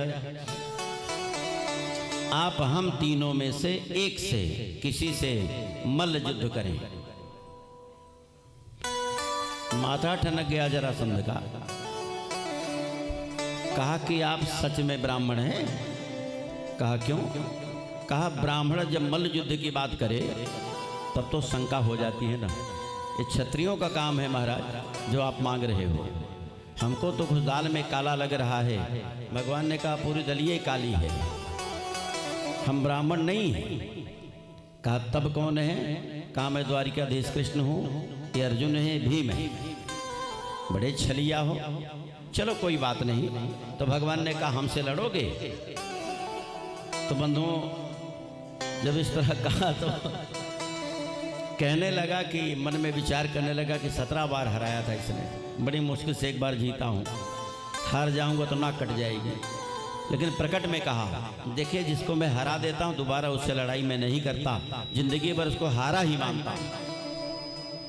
अच्छा तो अर्जुन से लड़ोगे? अर्जुन की तरफ देखा, ये सिंकिया पहलवान क्या लड़ेंगे हमसे। भीम की तरफ कहा ये हाँ ये कुछ मुकाबला कर सकते हैं, वैसे बहुत ये भी नहीं कर पाएंगे, लेकिन तीन ही तो हो, एक का चुनाव मुझे करना है तो भीम से लड़ाई करूंगा। बंदों अब मल्ल युद्ध शुरू हुआ भीम और जरासंध में। दिन में लड़ाई होती, रात में विश्राम होता। कहते हैं लड़ते लड़ते 26 दिन बीत गया। अरे यहीं बिदिराओ सुनहु मन लाई, अब है 26 दिन कठिन लड़ाई। जरासंध तब को पिभुआरा, अघूसा तानि बक्ष पर मारा। अघूसा लगत भीम यकुलाने, असाम भये तब जब गृह आने। जहाँ रुके हुए थे उस दिन तो लगा कि भीम को लगा कि प्राण गए हमारे, लेकिन तब तक सूर्य डूब गया, लड़ाई बंद हो गई। लंगड़ाते लंगड़ाते गए भगवान, बाद में आते, पहले चले जाया करते थे। गए भगवान के पास तो लंगड़ाते हुए देखा। भगवान ने कहा क्या हुआ? अरे कहा प्रभु किससे लड़वा दिया आपने? अरे वो आदमी नहीं पहाड़ है। भगवान ने कहा जब तुम्हारा चुनाव किया था तो बड़े फूल कर कुप्पा हो गए थे, अब लड़ो। भीम ने कहा एक बात बताएं, हमने वरदान तो नहीं मांगा है, सब आपने मांगा है। आपकी इज्जत बचाने के लिए लड़ रहा हूँ, आप अगर कुछ करोगे नहीं तो हम रतिये भाग जाएंगे, सुबह जवाब देते रहना। भगवान ने कहा नहीं भागो मत, कर परशा। जैसे सुग्रीव शरीरा वैसे हाथ फिराया भगवान ने, पूरी ताकत भीम के लौट आई। अगले दिन भगवान गए तो बंदों जब लड़ाई होने लगी तो भीम बार बार भगवान की तरफ देखें क्या करें। तो भगवान ने एक तिनका लिया, फाड़ के फेंक दिया। बस भीम समझ गए। एक बार नीचे गिराया जरासंध को, पैर से पैर दबाया, हाथ से दूसरा पैर पकड़कर बीच से फाड़ के फेंक दिया। सोचा कि जरासंध मर गया। अभी खुशहाली मना नहीं पाए थे कि दोनों धड़ आए, मिल गए, मिलकर फिर खड़ा हो गया। फिर लड़ने लगे भीम, फिर चीर कर फेंका और फिर मिलकर फिर लड़ने लगता। भीम ने इशारे से कहा कौन वाला आ गई है, इसका क्या इलाज है? तो भगवान ने पुनः तिनका लिया, फाड़ा, उल्टा फेंका। तो अब की बार जब फाड़ा भीम ने तो उल्टा फेंका तो आए तो दोनों, लेकिन मिल नहीं पाए और जरासंध की मृत्यु हो गई। बोले आनंद कंद भगवान की जय हो। वास्तव में जरासंध जब पैदा हुआ था 2 भागों में पैदा हुआ था। इसके पिता ने पुत्रेष्ठ यज्ञ करवाया तो एक फल दिया पंडित जी ने, उस फल को लेके 2 टुकड़ों में अपनी पत्नी को खिला दिया करके, तो 2 भागों में पैदा हुआ है। 2 भागों में पैदा हुआ तो माता पिता ने विचार किया किस काम का, लेके जंगल में फेंक दिया। तो वहाँ एक जरा नाम की राक्षसी थी, उसने दोनों धड़ों को मिला दिया तो संधि कर दिया दोनों धड़ों को। किसने किया? जरा नाम की राक्षसी ने। इसलिए जरा और संध मिलकर क्या बन गया? जरा संध, उसका नाम पड़ गया। और जब तक ऐसा ना हो तो मरता ना हो। उसके बाद सहदेव को रात गद्दी पर बिठाया, जो जरासंध का लड़का था। फिर सहदेव भी साथ आया भगवान के इंद्रप्रस्थ। अब यहाँ हमने बताया था कि चर्चा हुई पहली पूजा किसकी किया जाए। तो शिशुपाल, जब भगवान का नाम लिया गया तो शिशुपाल ने विरोध किया, भगवान ने उसको मारा था। बंदों, अब भगवान सबको काम बांटने लगे। कोई भी काम हो, यज्ञ का या कथा प्रवचन का, कोई भी हो, काम का बंटवारा करके करना चाहिए। इससे क्या होगा? परेशानी नहीं झेलनी पड़ेगी। सब अपने अगर करेंगे तो समस्या हो जाएगी। आप मालिक बने रहिए, लेकिन अपने हाथ को तैयार रखिए। आप भोजनालय देखिए, आप ये काम देखिए, आप बाजार का देखिए, आप जो आ रहे हैं उनका स्वागत सम्मान देखिए, इस तरह बांट दीजिए। अब बंटवारा होने लगा यज्ञ का, किसको कौन सा काम दिया जाए। तो 2-3 काम बड़े महत्वपूर्ण होते हैं यज्ञ में। जैसे एक काम होता है भोजनालय का, भोजनालय की जिम्मेदारी। एक काम महत्वपूर्ण होता है खजाने की जिम्मेदारी। तीसरा काम महत्वपूर्ण है परसने वाली जिम्मेदारी। ये बड़े महत्वपूर्ण काम होते हैं। खजाने वाली जिम्मेदारी किसको दिया जाए? तो भगवान ने कहा दुर्योधन को जिम्मेदारी देता। युधिष्ठिर घबरा गए, पांचों पांडव घबरा गए कि आखिर प्रभु कर क्या रहे हैं। इशारा किया कि प्रभु ये ठीक तो नहीं है। भगवान ने कहा क्या दिक्कत है, क्या करेगा ये? अरे बोले प्रभु, जैसे हम किसी पंडित को कहेंगे इनको 10,000 रुपये दे दो तो 50,000 पकड़ा देगा, 1 लाख पकड़ा देगा। इसकी एक ही नियत होगी कि हमारी बेइज्जती कैसे हो जाए। अब पैसा खर्च कर देगा, खजाना खाली हो जाएगा। भगवान ने कहा यही तो मैं चाहता हूँ, कैसे हो? क्या मतलब? बेइज्जती हमारी हो जाए? नहीं नहीं, यज्ञ के लिए जितना खर्च किया जाता है उसका कई गुना करके यज्ञ भगवान देते हैं। इसलिए यज्ञ जैसे कार्य में कंजूसी नहीं करना चाहिए। इसलिए मैं सौंपता हूं इसको कि ये करे जितना मर्जी इसकी आए। इसके साथ कर्ण को लगा देता हूं। कर्ण के हाथ में एक रेखा थी बंधुओं, जितना दान देता था उसका दोनों तुरंत खजाने में आ जाता था। अच्छा, दुर्योधन को जिम्मेदारी न देते तो कर्ण साथ न लगता, इसलिए दुर्योधन के साथ कर्ण को लगा दिया भगवान ने। तब बात बनी। हम आप क्या काम करते हैं, जैसे शादी उदी पड़ी तो जो बैगिया हो तो रुपया पैसा वाली दे ले वाला, तो चुना जाए कि सबसे ज़्यादा कंजूस रिश्तेदार में अपने उनका बुलावा जाए। जब कहीं पंडित जी 50 रुपया रखो तो मीजत 10 रुपया निकली है। हाँ, अपने लोगों की नीयत जो होती है ऐसे होता है। कितना अच्छा बचा के क्या करोगे बंधुओं? इसलिए ये कथाएं जो हैं हमको आईना दिखाती हैं। फिर अगली जिम्मेदारी भोजनालय की, तो कहा भोजनालय की जिम्मेदारी द्रौपदी को देता। द्रौपदी पांचाल की हैं, पंजाब की, और पंजाब वाले बहुत बढ़िया भोजन की व्यवस्था कराते हैं। नहीं, भीम को भोजनालय की जिम्मेदारी, भीम को परसने की जिम्मेदारी द्रौपदी को दी गई। भीम दादा को क्यों दी गई? इसलिए भीम दादा खाने पीने के बड़े शौकीन हैं। हाँ, खूब बढ़िया पकवान खाते हैं। तो जो बढ़िया खाने पीने का शौकीन होता है वही खिलाना भी जानता है। आज नून चाट के खुद ही पानी पिए का दूसरे खिलाए। इसलिए भोजनालय की जिम्मेदारी भीम को दी गई, परसने की जिम्मेदारी द्रौपदी को दी गई। बंधुओं, आजकल तो परसने वाले ही नहीं मिलते। आप कितनी व्यवस्था कर दीजिए, परसने वाले नहीं मिलेंगे, क्योंकि उस सेवा का भाव नहीं रह गया। पहले बड़े बड़े ब्रह्मभोज खुद बनाते थे लोग और परस के खिला दिया करते थे। और आज तो 50 जने खियावा के तब हलवाई आए, और करे बाद बफर सिस्टम हो ही करे। गजब की बात हो गई। मैं विरोध नहीं कर रहा हूँ, इसलिए कि विरोध करूँगा तो फिर रहने नहीं पाऊँगा। घरे वाले नहीं रहने देंगे, क्योंकि उसी रंग में सब रंगे हैं, तो हम क्या करें? अच्छा, हम बहुत अकेले ही रहकर क्या करेंगे? परसने वाले मिलबे नहीं करेंगे।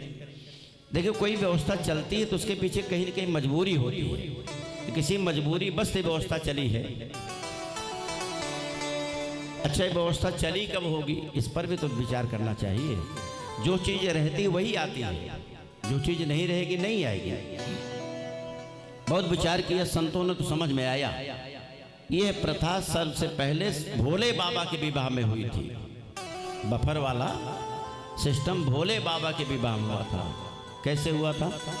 जब भोले बाबा की बारात गई, द्वार चार हो गया, तो हिमांचल जी ने संदेशा भिजवाया कि पहले शादी करेंगे कि पहले भोजन करेंगे बाराती लोग। तो भोले बाबा ने कहा देखिए, हमारे बाराती को खिलाकर विदा कर दीजिए, क्योंकि हमारे बाराती कौन है? भूत प्रेत पिशाच बैताल, ये नहीं तो बियाह ही नहीं होने देंगे हमारा ना। इनको खिलाइए, विदा कर दीजिए, फिर शादी होगी। अब बंदो उसके बाद जो व्यवस्था रही वो बैठाने की, सब भूत प्रेतों को बुला लिए गए, बैठ जाओ। अब भूत प्रेत बैठ गए। अब जो वहाँ की व्यवस्था थाली की रही होगी या सोने चांदी की जैसे भी, जब परसने वाला थाली रखने आया तो एक प्रेत बैठा था सीधा बिल्कुल, उसका सब अंग सही था, कोई दिक्कत नहीं थी। एक थाली रख दी, बगल वाले को रखने लगा तो हाथ होंठ सब इधर, उसका सब इधर, मुंह पीछे की तरफ। अब सोचा कि इसका कहाँ रखें, इधर रखें कि उधर रखें, कहाँ से खाएगा। तब तक बगल देखा तो उसके चारों ओर मुंह। अब सोच रहे कि इसको कहाँ रखें, कई ठू रखें, एक रखें कि चार रखें। तब तक बगल देखा एक बैठा था, इतना उसका था ही नहीं, केवल इतना ही था। तो डरते डरते एक भूत से पूछा, भैया ये कैसे खाते हैं? कहा कि ले आइए थाली भर भर के इनके गटई में डालते जाइए, जब गटई भर जाए तो समझो भर गया पेट इनका। बोले आनंद कंद भगवान की जय। को मुखहीन विपुल मुख काहू, बाबा जी ने लिखा है। अब बेचारे बड़े परेशान हुए परसने वाले, गए बताया कि हमारे बस का रोग नहीं इनको परसना। अब भूत प्रेत लगे चिल्लाने, लाओ लाओ जल्दी। तो ब्रह्मा विष्णु महेश सब बैठे विचार किया कैसे किया जाए। तो कहा एक काम करो, मेज या जो भी तखत लगवा दो, उसी पर भोजन लगवा दो, इनसे कह दो अपना अपना लेके खाओ अपना। तो चाहे पीछे मुँह हो, चाहे आगे हो, चाहे ऊपर हो, चाहे नीचे, अपन कहीं जैसे मन हो। तो पहली बार व्यवस्था ये बनी किसके लिए? भूतों प्रेतों के लिए। और आज वाय के हमारे पूरे समाज में व्याप्त हो गए। बोले आनंद कंद भगवान की जय। बंदो सारे काम का बंटवारा हो गया। तो युधिष्ठिर ने कहा प्रभु आप कौन सी जिम्मेदारी लेंगे? कहा हम सबसे महत्वपूर्ण जिम्मेदारी लेंगे। कौन सा? तो भगवान ने कहा मैं यज्ञ में आने वालों के पैर धोऊंगा, और जब खा के जाने लगे कि तो उनके मैं जूठे बर्तन उठाऊंगा। युधिष्ठिर ने कहा प्रभु आप द्वारिकाधीश हैं, आप एक काम करेंगे? भगवान ने कहा यज्ञ के लिए हम भी कुर्बान हैं, यज्ञ में जो भी करना पड़े, छोटा नहीं होता काम। और बंदो भगवान ने कहा ही नहीं, किया भी था ऐसा। उनकी भगवत्ता में कोई कमी आ गई? जी नहीं, कोई कमी नहीं आई। हम आप सोचते हैं कोई बड़ा काम मिले तो करें तो महान बने, जी नहीं। महान लोगों के आप चरित्र पढ़िए, जिन काम को हमने महत्व नहीं दिया वही काम करके वो महान बन गए। और हम आप बड़ा काम ढूंढते ढूंढते न बड़ा काम मिल रहा है न महान बन रहे हैं। बोले आनंद कंद भगवान की जय। यज्ञ संपन्न हुआ विधिवत। उसके बाद फिर जुआ खेला गया। 12 वर्ष का वनवास, 1 वर्ष का अज्ञातवास पांडवों को भोगना पड़ा। फिर लौट कर आए, फिर जुआ खेला गया, और जिसमें द्रौपदी को हार गए थे जुए में, और भगवान ने आकर द्रौपदी की रक्षा किया था। बोले आनंद कंद भगवान की जय। परीक्षित ने कहा गुरुदेव भगवान को दया निधान कहा जाता है, करुणा निधान कहा जाता है, दीनों का नाथ कहा जाता है, तो किसी दीन पर उन्होंने कृपा किया कि नहीं? कहा बहुत से दीनों का उद्धार किया है, एक की क्या बात बताएं? चलो मैं एक कथा बताता हूं। अरे कृष्णा शासिद सखा कश्चित ब्राह्मणो ब्रह्मवित्तमः विरक्त इंद्रियार्थेषु प्रशांतात्मा जितेंद्रियः। कहा कि कृष्ण भगवान के एक बचपन के सखा थे जिनका नाम था सुदामा। सुदामा के विषय में जो विश्लेषण दिए हैं बंदो व्यास जी ने गजब के। कैसे हैं? ब्राह्मणो ब्रह्मवित्तमः, ब्राह्मण हैं, अब ब्रह्म की आराधना करने का उनका काम है। विरक्त हैं, इंद्रियां कभी उनको परास्त कर पाई ऐसा नहीं हुआ, इंद्रियों को अपने बस में कर रखा उन्होंने। विरक्त इंद्रियार्थेषु प्रशांत आत्मा, मतलब हमेशा शांत रहते थे, कभी क्रोध नहीं आया सुदामा जी को, अशांत नहीं जीवन में उनके आई। और जितेंद्रिया हमने बताया, इंद्रियों पर जिन्होंने विजय प्राप्त किया हो, ऐसे सुदामा जी। कहते हैं बड़े गरीब हैं सुदामा जी के लिए दरिद्र नहीं लिखा गया भागवत में, ध्यान रखिएगा, गरीब लिखा गया है। सुदामा जी जब वहां से लौटते हैं तो रास्ते में अपने आप को कहते हैं, को हम दरिद्र पापी यान, को कृष्णाश्री निकेतना। जैसे हम आप कहते हैं प्रभु मैं बड़ा पापी हूँ, मैं बड़ा नीच हूँ, जबकि नहीं रहते तो भी कहा जाता है भगवान के सामने। तब उन्होंने कहा था, लेकिन भागवतकार ने सुदामा के लिए दरिद्र नहीं लिखा है, गरीब हैं, दरिद्र नहीं है। दरिद्र होना अलग है, गरीब होना अलग है, ध्यान रखिएगा। दरिद्र किसे कहते हैं? दरिद्रो यस्तु असंतुष्टो, जो असंतुष्ट रहता है उसे दरिद्र कहा जाता है। बड़ी संपदा हो, बड़ी सारी व्यवस्था हो, इसके बाद भी शांति ना हो, असंतोष बना रहे तो दरिद्र है। पैसे से दरिद्र का मापदंड नहीं है। आपको छोटी सी बात बता दें, एक संत जी जा रहे थे, रास्ते में उनको एक सिक्का मिल गया, तो सोचने लगे कि हम क्या करेंगे, कोई दरिद्र मिल जाए तो इसी को दे देंगे, उसका कल्याण हो जाएगा। दरिद्र, अच्छा किसी से पूछ लें कि तुम दरिद्र हो तो मारने दौड़ेगा? भाई दरिद्र कोई मानने को तैयार क्या बने आपको? जी नहीं। तो सोचा किस दरिद्र को दें। तो एक दिन कहते जा रहे थे रास्ते में, तो पीछे से घोड़ों की टापों की आवाज़ आई। सैनिक लोग आ रहे थे, महाराज जी बगल हो जाओ। महाराज जी बगल हो गए। एक सैनिक बोले कहाँ जा रहे हो? बोले इधर वाले राजा ने उधर वाले राजा पर चढ़ाई किया है, हम लोग सैनिक है, लड़ने जा रहे हैं। राजा आए तो संत जी सामने खड़े हो गए। तो राजा तो भाई विद्वान होते हैं, ज्ञानी होते हैं, उतर गए रथ से, महाराज जी को प्रणाम किया। महाराज जी हट जाइए रास्ते से। कहा आप कहाँ जा रहे हैं? कहा कि उधर वाले राजा पर हमने चढ़ाई किया है। कहा क्यों? कहा कि खजाने को अपने मजबूत करने के लिए। कहा आपके खजाने में पैसा नहीं है? कहा है, उसको और बढ़ाना चाहते हैं, बढ़िया सा आशीर्वाद दीजिए ताकि हम विजयी होकर लौटें। तो संत जी ने कहा हाथ आगे बढ़ाइए, आशीर्वाद दे दें।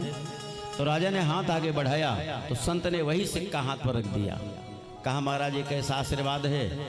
कहा कि बहुत दिन से दरिद्र ढूंढ रहा था, कोई मिल नहीं रहा था, संजोग से आप मिल ही गए। आज जितना है उतने में संतोष नहीं आपको है, दूसरे को परेशान करते हो। अब आप समझ हो गए दरिद्र किसे कहते हैं। सुदामा जी गरीब हैं, कुटिया ऐसी है जितना पानी बरसता है कमई बाहर जाता, बाकी कुटिया में गिरता है, लेकिन फिर भी गरीब हैं, दरिद्र नहीं है। फटे पुराने कपड़े हैं लेकिन फिर भी गरीब हैं, दरिद्र नहीं है। बर्तन टूटे फूटे हैं फिर भी गरीब हैं, दरिद्र नहीं है, ध्यान रखिएगा। एक दिन कहीं से लौटे तो उनकी धर्मपत्नी ने कहा कि आज एक संत आए थे। कहा उन्होंने हमारी गरीबी देखा तो उन्होंने कहा कि अपने पति से कहिए, अरे उनके बचपन के मित्र हैं, आजकल द्वारिकाधीश बन गए हैं, उनसे जाके मदद क्यों नहीं मांगते? आखिर मित्रता किस दिन काम आएगी? कहा संत जी ने बता दिया आपको? कहा हाँ बता दिया। कहा इसीलिए छिपाया था कि ना तुमको पता लगे। कहा क्यों इतनी बढ़िया बात आप छिपा कर रखे? कहा अब जो कहोगी ना केवल उसी लिए, तो जो कहो कहना हो। कहा तो आपका कभी मिलने का मन नहीं करता अपने मित्र से? तो सुदामा ने कहा अरे देवी ऐसे मित्र से भला कौन नहीं मिलना चाहेगा, लेकिन मैं तो दिन भर में 3 बार मिलता हूँ।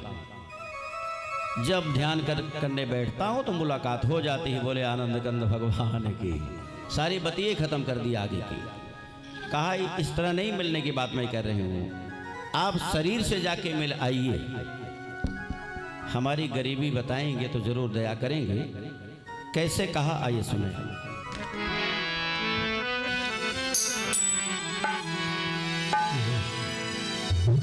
कहेली पति से सुदामा की नारी,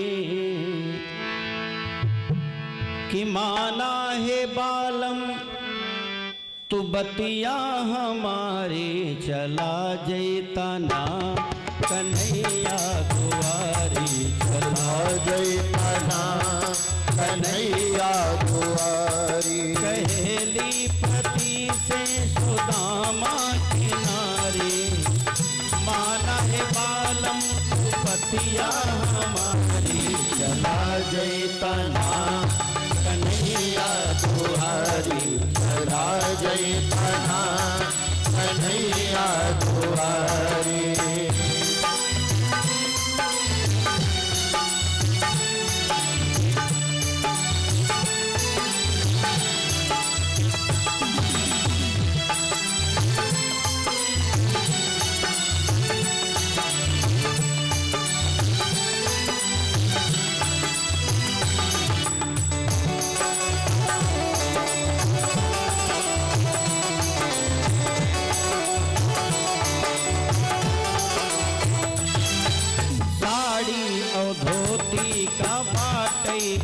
आलम फटल हुए कितना तो जानत हो बालम फटल हो कितना जानत हो बालम हर कई सौ की लजिया हम बाटी बचाए रही ऐसी हालत तो बचना ही पाए रही ऐसी हालत तो बचना ही पाए फुटल बाटे लोटा फुटल बाटे थारी पता बाटे तुहका कितनी लाचारी चला जैतना कन्हैया तुम्हारी चला जैतना कन्हैया तुम्हारी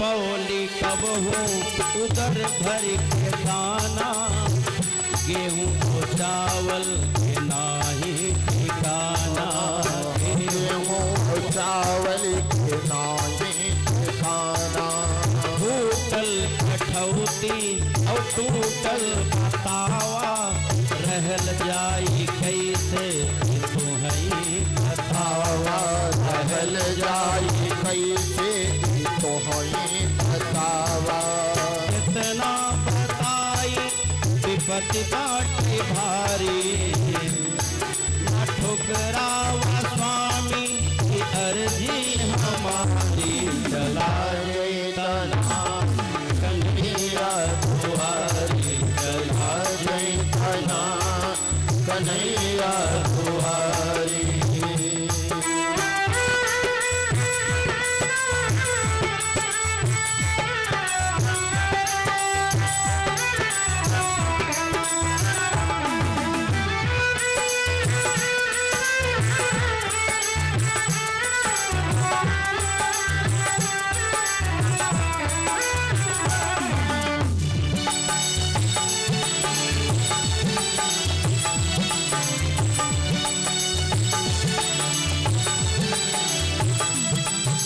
बचपन के साथी कन्हैया है तोहरा अवश्य ध्यान दे है विपतिया पे हमरा अवश्य ध्यान दे है विपतिया पे हमरा हमके आशा पुना भूली पई है पहुँच जा स्वामी घरवा गई है पहुँच जा स्वामी करवा गए हैं ठुकरावा स्वामी की विनती हमारी गरीबी लगत बाटे अब हमके भारी चला जैतना कन्हैया तुम्हारी चला जैतना कन्हैया तुम्हारी पहली पति से सुदामा किनारी माना है बालम को पतिया हमारी चला जैतना कन्हैया तुम्हारी चला जैतना कन्हैया तुम्हारी चला जैतना कन्हैया तुम्हारी। आप जाइए, बड़ा सम्मान आपका करेंगे, आपके बचपन के मित्र हैं। सुदामा ने कहा देवी एक बात बताऊं, जिंदगी में मैंने भीख नहीं मांगा और तुम कह रहे हो कि जाओ अपने मित्र से मांग कर लाओ। बंदो, सुदामा ने कभी जिंदगी में भीख नहीं मांगी है, ध्यान रखिएगा। भागवत में लिखा मिलता है कि जो ब्राह्मण भीख मांगता है उसका ब्राह्मणत्व तो नष्ट हो जाता है, लेकिन सुदामा का ब्राह्मणत्व तो नष्ट नहीं था। उन्होंने कहा देवी मैं मांगने जाऊं अपने मित्र से, नहीं जाऊंगा। और सुदामा का उत्तर भी सुन लीजिए, कैसे उन्होंने कहा नहीं जाऊंगा।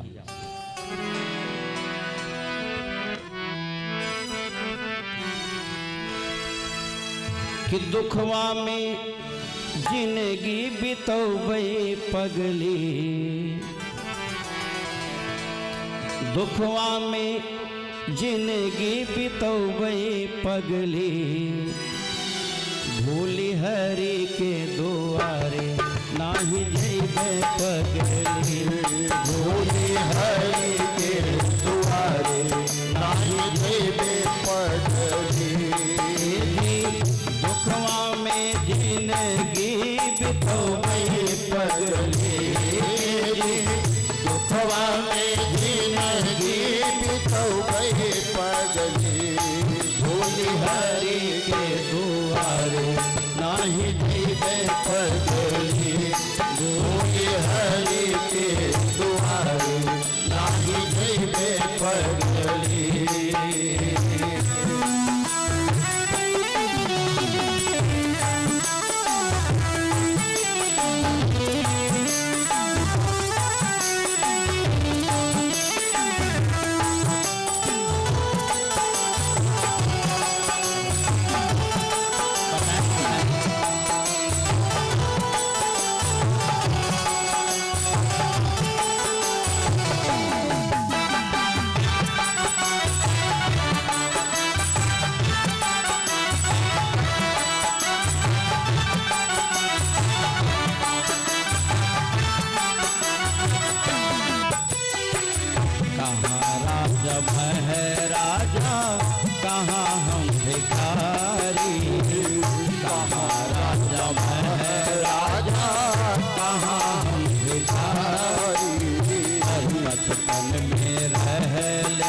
हमार उन कर यारी, बचपन में रहली हमार उन कर यारी, हर यारी में कलंक ना लगौबे पगली,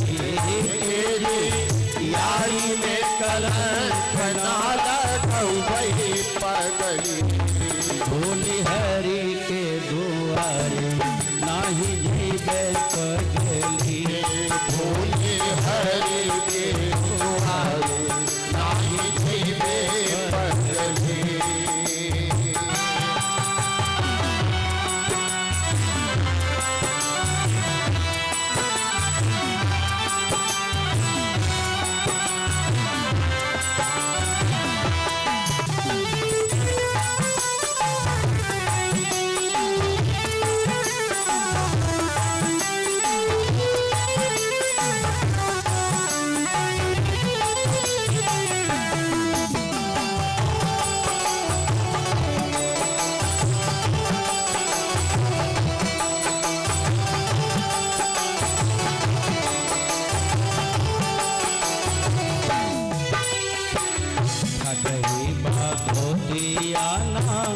सिर पे पगरिया, पगड़ी भगवतिया सिर पे पगड़िया, दोनों गोड़वा के फाटल बाटै पनहिया, दोनों गोड़वा के फाटल बाटै पनहिया। मित्र पूछी है त का बतौबे पगली, मित्र पूछी है त का बतौबे पगली, भूली हरि के दुआरे नाही जइबे पगली, भूली हरि के दुआरे नाही जइबे पगली।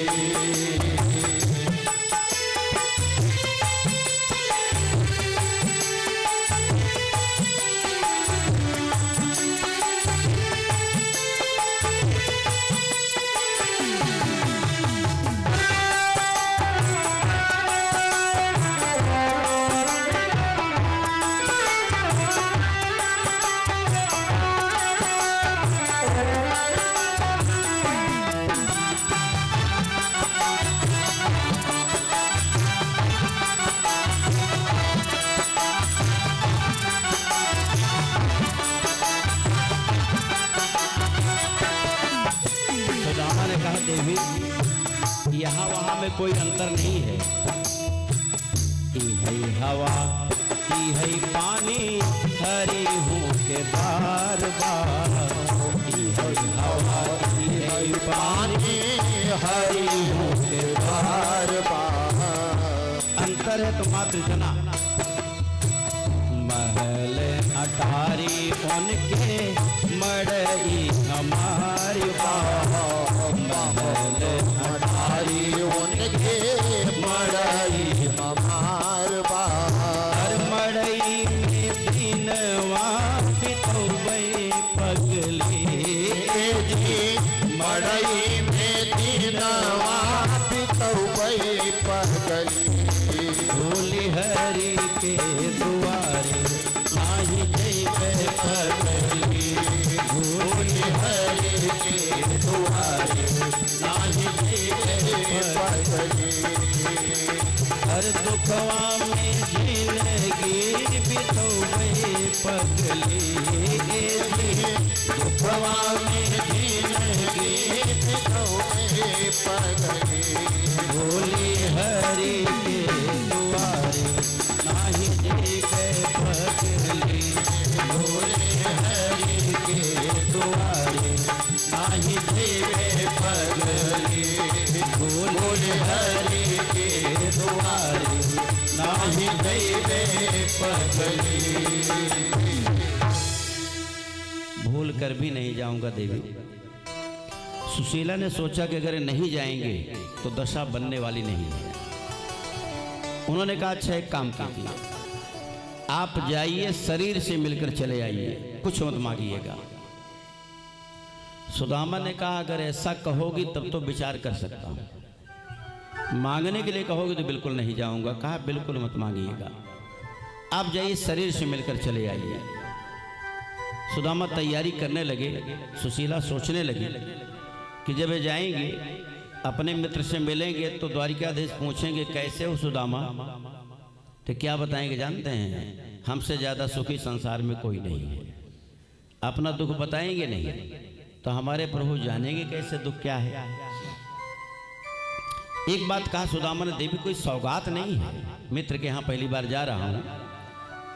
तो कहा ठीक है आप तैयारी कीजिए, मैं सौगात की व्यवस्था करती हूँ। चली गई, 4 घर से 4 मुट्ठी चावल मांग के लाई। या चित्वा चतुरो मुष्टीन विप्रान पृथक तंडुलान। 4 घर से एक एक मुट्ठी चावल 4 मुट्ठी मांग के लाई। अच्छा क्यों मांगा 4 घर से? एक ही घर से मांगते, जो 1 मुट्ठी देता 3 मुट्ठी और दे देता। इसलिए बंधुओं कि हर घर के चावल अलग अलग होते हैं। किसी घर का टूटा हुआ होगा, किसी घर का मोटा होगा, किसी घर का छोटा होगा, किसी घर का पतला होगा। 4 मुट्ठी चावल जब कन्हैया देखेंगे 4 रंग के, तब तो हमारी गरीबी जरूर समझ जाएंगे बिना बताए। उसके बाद पोटली में किसी तरह बांधा और पद्देव तैयार होके आ गए, चल दिया। अरे बगल दबा कर पोटली अदुजने पकड़ी राह, मन ही मन कहते चले कि जयति द्वारिका नाह। चलने लगे तो सुदामा ने कहा देवी द्वारिका का पता मुझे नहीं मालूम है। खैर मिल जाएगा, मन में सच्ची लगन है तो मिल ही जाएगा। लेकिन एक बात जरूर कहूँगा तुमसे, भगवान से बार बार प्रार्थना करूँगा कि भगवान तुम जैसी पत्नी सबको दे जो अपने पति को भगवान से मिलने के लिए भेजे। धन्य हो देवी। सुदामा जी चल पड़े। बंधुओं पता नहीं है रास्ते का द्वारिकापुरी कहाँ है। कई जगह गए लेकिन द्वारिकापुरी नहीं पहुंच पाए। 6 महीने बीत गया और एक नदी के किनारे बैठे हैं तो एक नाविक आया। उसने कहा कि उस पार चलेंगे। सुदामा ने कहा भैया चलना तो है लेकिन मेरे पास देने के लिए उतराई नहीं। उसने कहा देखिए महाराज बिना उतराई के तो मैं किसी को नहीं पार करता। तो कहा तो मैंने तुझको बुलाया था क्या कि तू आ मुझे ले चल। तू तो जबरदस्ती पीछे पड़ गया, मुझे जाना ही नहीं। सुदामा जी बैठ गए। वो आदमी को देर देखता रहा। नाविक फिर आया। महाराज चलिए आपको मैं बिना पैसा लिए ही पार कर दूंगा। क्यों भैया दया आ रही मुझ पर? दया नहीं, ऐसा मेरा मन कह रहा है कि आपको मैं पार कर दूं, आप किसी नेक काम से जा रहे हैं। चल तेरे मन में कम से कम भाव तो पैदा हुआ, लेकिन तू बड़ा चालाक तेरी जात होती मैं जानता हूँ। बैठा लेगा नाव में, बीच में खड़ी कर देगा और कहेगा निकालिए महाराज। तो मेरे पास कुछ है नहीं, इतना ध्यान रखना। उसने कहा नहीं महाराज कुछ नहीं मांगूंगा। बैठ गए सुदामा जी, नाव चल पड़ी। सुदामा जी भगवान की याद में खो गए। पता नहीं कैसे शरीर हो गया होगा, चेहरा कैसे हो गया होगा। बचपन में मित्र थे, बहुत कुछ बदल गया होगा। पहचानेंगे कि नहीं पहचानेंगे, अब भगवान की याद में खोए। जब उनकी तंद्रा भंग हुई तो देखते क्या है, नाविक टुकुर टुकुर उन्हीं को देख रहा है। सुदामा ने कहा क्या देख रहा है तू मुझे? तो उधर देखना, नाव चला। बोले महाराज नाव चला रहा हूँ, आप जा कहाँ रहे हैं? कहा कि द्वारिकापुरी जा रहा हूँ ना। क्यों महाराज कोई काम है? अरे वहाँ मेरे मित्र रहते हैं द्वारिकाधीश। उस नाविक ने कहा क्या महाराज ब्राह्मण होकर फेंकते हुए बिना मतलब का? अरे कहाँ है आप, कहाँ द्वारिकाधीश? ऐसे मित्रता थोड़ी होती है। सुदामा ने कहा तू मेरे मित्र को जानता नहीं इसलिए ऐसी बात कर रहा है। मेरे मित्र के मित्र हमारे ही जैसे होते हैं। बोले आनंद कंद भगवान की जय। हमारे मित्र के मित्र हमारे ही जैसे होते हैं। बंदो सीता राम पद जिन्ह परम पीर खिन्न, हमारे जैसे होते हैं ना। उस नाविक की आंखों में आंसू आ गया। सोचने अच्छा वो है कौन? वो तो भगवान ही थे, पार करने आए थे नाविक बन के। उन्होंने कहा सुदामा दुनिया बदल गई पर तू नहीं बदला। और भगवान ने पार किया। उसके बाद पूछ लिया सुदामा ने अभी कितनी दूर है द्वारिका? तो भगवान रूपी नाविक ने बताया महाराज है तो ज़्यादा दूर नहीं, लेकिन आपके शरीर की बनावट, आपकी चाल देखकर लगता है कि अभी 6 महीने आपको लगेगा। नाविक चला गया।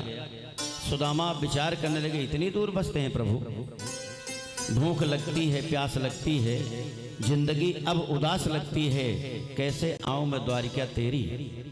आस भी अब निराश लगती है, थक गया प्रभु। फिर सुदामा ने सोचा क्या मेरी अकेले की गर्ज है? अरे तेरा तो संकल्प है कि भक्त 1 कदम बढ़ाए और तू 60 कदम आने को तैयार रहता है, तो हम तो 60 कदम आ गए। अब तेरी जिम्मेदारी बनती है तू पहुंचा या ना पहुंचा, अब तो मैं यहीं प्रेम से सोता हूं, देखा जाएगा। बस सुदामा जी भगवान को सौंप कर सो गए। और जब भगवान को सौंप देता है जीव अपने आप को ना, तब तो भगवान की जिम्मेदारी बढ़ जाती है। सोए थे नदी के किनारे, सुबह उठे तब द्वारिकापुरी में चारों तरफ बड़ी बड़ी अट्टालिकाएं, पक्की रोड, सारी व्यवस्था। अब जो भी मिलता महाराज जय श्री कृष्ण, जय श्री कृष्ण भैया, जय श्री कृष्ण। तो एक आदमी पूछा भैया कौन सी नगरी है? कहा महाराज द्वारिकापुरी है। पहली बार आए हैं क्या? अच्छा अच्छा। वो चला गया, विचार करने लगे धन्य हो प्रभु, सोया था नदी किनारे, पहुंचा दिया आपने द्वारिका में। ए भैया जरा रुकना रुकना, वो द्वारिकाधीश का महल किधर पड़ेगा? बोले महाराज सबसे बड़ा जो महल है वही द्वारिकाधीश का है, आप चले जाइए। सुदामा जी डरते डरते गए, द्वारपाल खड़े थे। हम द्वारपालों के पास गए, द्वारपालों ने प्रणाम किया, कहा भैया यही द्वारिकापुरी है, द्वारिकाधीश का महल यही है। कहा महाराज आप सही जगह आए। कहा कि जरा अपने द्वारिकाधीश से जाके कह दीजिए कि सुदामा नाम का ब्राह्मण मिलने आया है, उनके बचपन का मित्र है। उन द्वारपालों ने कहा महाराज हमारे द्वारिकाधीश का नियम जान लीजिए। क्या नियम है? उन्होंने कह रखा है हम सभी से कि कोई ब्राह्मण मिलने आवे, कोई संत मिलने आवे तो उसको रोकना मत। वो बेधड़क अंदर मुझसे मिल सकता है, कोई रुकावट उसमें नहीं आनी चाहिए। तो महाराज आप सीधे जाइए, मिल लीजिए। तो सुदामा ने कहा भैया तू ठीक कहता, लेकिन मुझे पता नहीं है ना किस कमरे में है, मैं कहाँ ढूंढूंगा उनको, तो मेरा संदेशा जाके कह दे। गया बंधुओं द्वारपाल, भगवान अर्ध निद्रा में इसे लेटी अवस्था में है। देखा, उन्होंने प्रणाम किया। उसने क्या बात है? कहा महाराज अरे शीस पगान झगातन पे प्रभु जाने को आही बसे कहीं ग्रामा, अधोती फटी सिलटी दुपटी अरुपाय उपान है कि नहीं सामा, द्वार खड़े हो तुझ दुर्बल देखी रहे चकिसो वसुधा अभिरामा। पूछत दीन दयाल को धाम, बतावत आपन नाम सुदामा। क्या कहा? महाराज सुदामा नाम बताया उसने, ब्राह्मण है। कहते बंधुओं, भगवान ने जैसे सुदामा का नाम सुना तुरंत खड़े होकर दौड़ पड़े, और दौड़ पड़े तो न चप्पल पहना न जूते पहने। कहते हैं कि केवल एक रटे सुदामा सुदामा सुदामा। कहते भगवान चले जा रहे हैं, सारे जो उनके बेटे थे सब घबरा गए, पकड़ लिया द्वारपाल। क्या कह दिया तूने ऐसा? मेरे प्रभु तो कभी ऐसे बेबल होकर भागे नहीं थे। अरे कहा मैंने कुछ नहीं कहा, एक ब्राह्मण देवता आए हैं, सुदामा नाम इतना ही बताया। सब पीछे बच्चे, क्या हो गया मेरे प्रभु को? अब भगवान भागते जा रहे हैं, हार कहाँ गिर गया, पीताम्बरी कहाँ गिर गई, होश नहीं है। भगवान ड्योढ़ी पार करके जब गए बंधुओं, द्वारपाल के पास पहुँचे, वहाँ दरवाजे पर सुदामा ने थोड़ी देर इंतजार किया कि द्वारपाल लौटा नहीं। उसके बाद फिर सोचने लगे कि हमें नहीं पहचानेंगे, हमें भला क्यों अपनाएंगे। लौटकर 2-3 कदम पीछे की तरफ सुदामा जी चले थे। तब तक कन्हैया ने कहा सुदामा। सुदामा ने भगवान की तरफ देखा बंधुओं और कहा कन्हैया। दोनों दौड़कर एक दूसरे से गले मिलकर लगे रोने बंधुओं। काफी देर तक रोते रहे। अचानक भगवान ने सुदामा को छोड़ दिया। क्यों छोड़ दिया? हमारे कठोर हाथ कहीं हड्डियों में न चुभ गए हों मेरे मित्र के, इसलिए भगवान ने हाथ छोड़ दिया। सुदामा ने भी हाथ छोड़ दिया उनके शरीर में जो लगाए थे, कहीं हमारी हड्डियां कन्हैया को न चुभ गई हो। भगवान पकड़ के लाए सुदामा को, सिंहासन पर बिठाने लगे। सुदामा जी नीचे बैठना चाहते हैं बंधुओं। जबरदस्ती सिंहासन में बिठाया तो सुदामा ने कहा कन्हैया क्यों ऐसा करता है, मेरा स्थान नीचे है, तेरा स्थान ऊपर है। कन्हैया ने कहा सुदामा, आज मैं जो कुछ हूं ना, आप जैसे ब्राह्मणों के आशीर्वाद से हूं कि विप्र प्रसादात धरणी धरोहम, विप्र प्रसादात कमला बरोहम, अविप्र प्रसादात अजित जितोहम, विप्र प्रसादात मम नाम राम। ब्राह्मणों के आशीर्वाद से ही दुनिया मुझे कोई जीत नहीं सकता। लक्ष्मी मेरी पत्नी बनी है, मेरा नाम लेकर दुनिया वाले भवसागर से पार हो जाते हैं। उसके पीछे केवल ब्राह्मणों का आशीर्वाद है। आपका स्थान यही है। सुदामा को जबरदस्ती भगवान ने बिठाया, पैरों के पास से बैठ गए भगवान। सारी रानियां खड़ी हैं, कौन सा अवधूत आ गया जिसकी सेवा हमारे प्रभु नीचे बैठे हैं। अचानक भगवान ने कहा रुक्मिणी से जाओ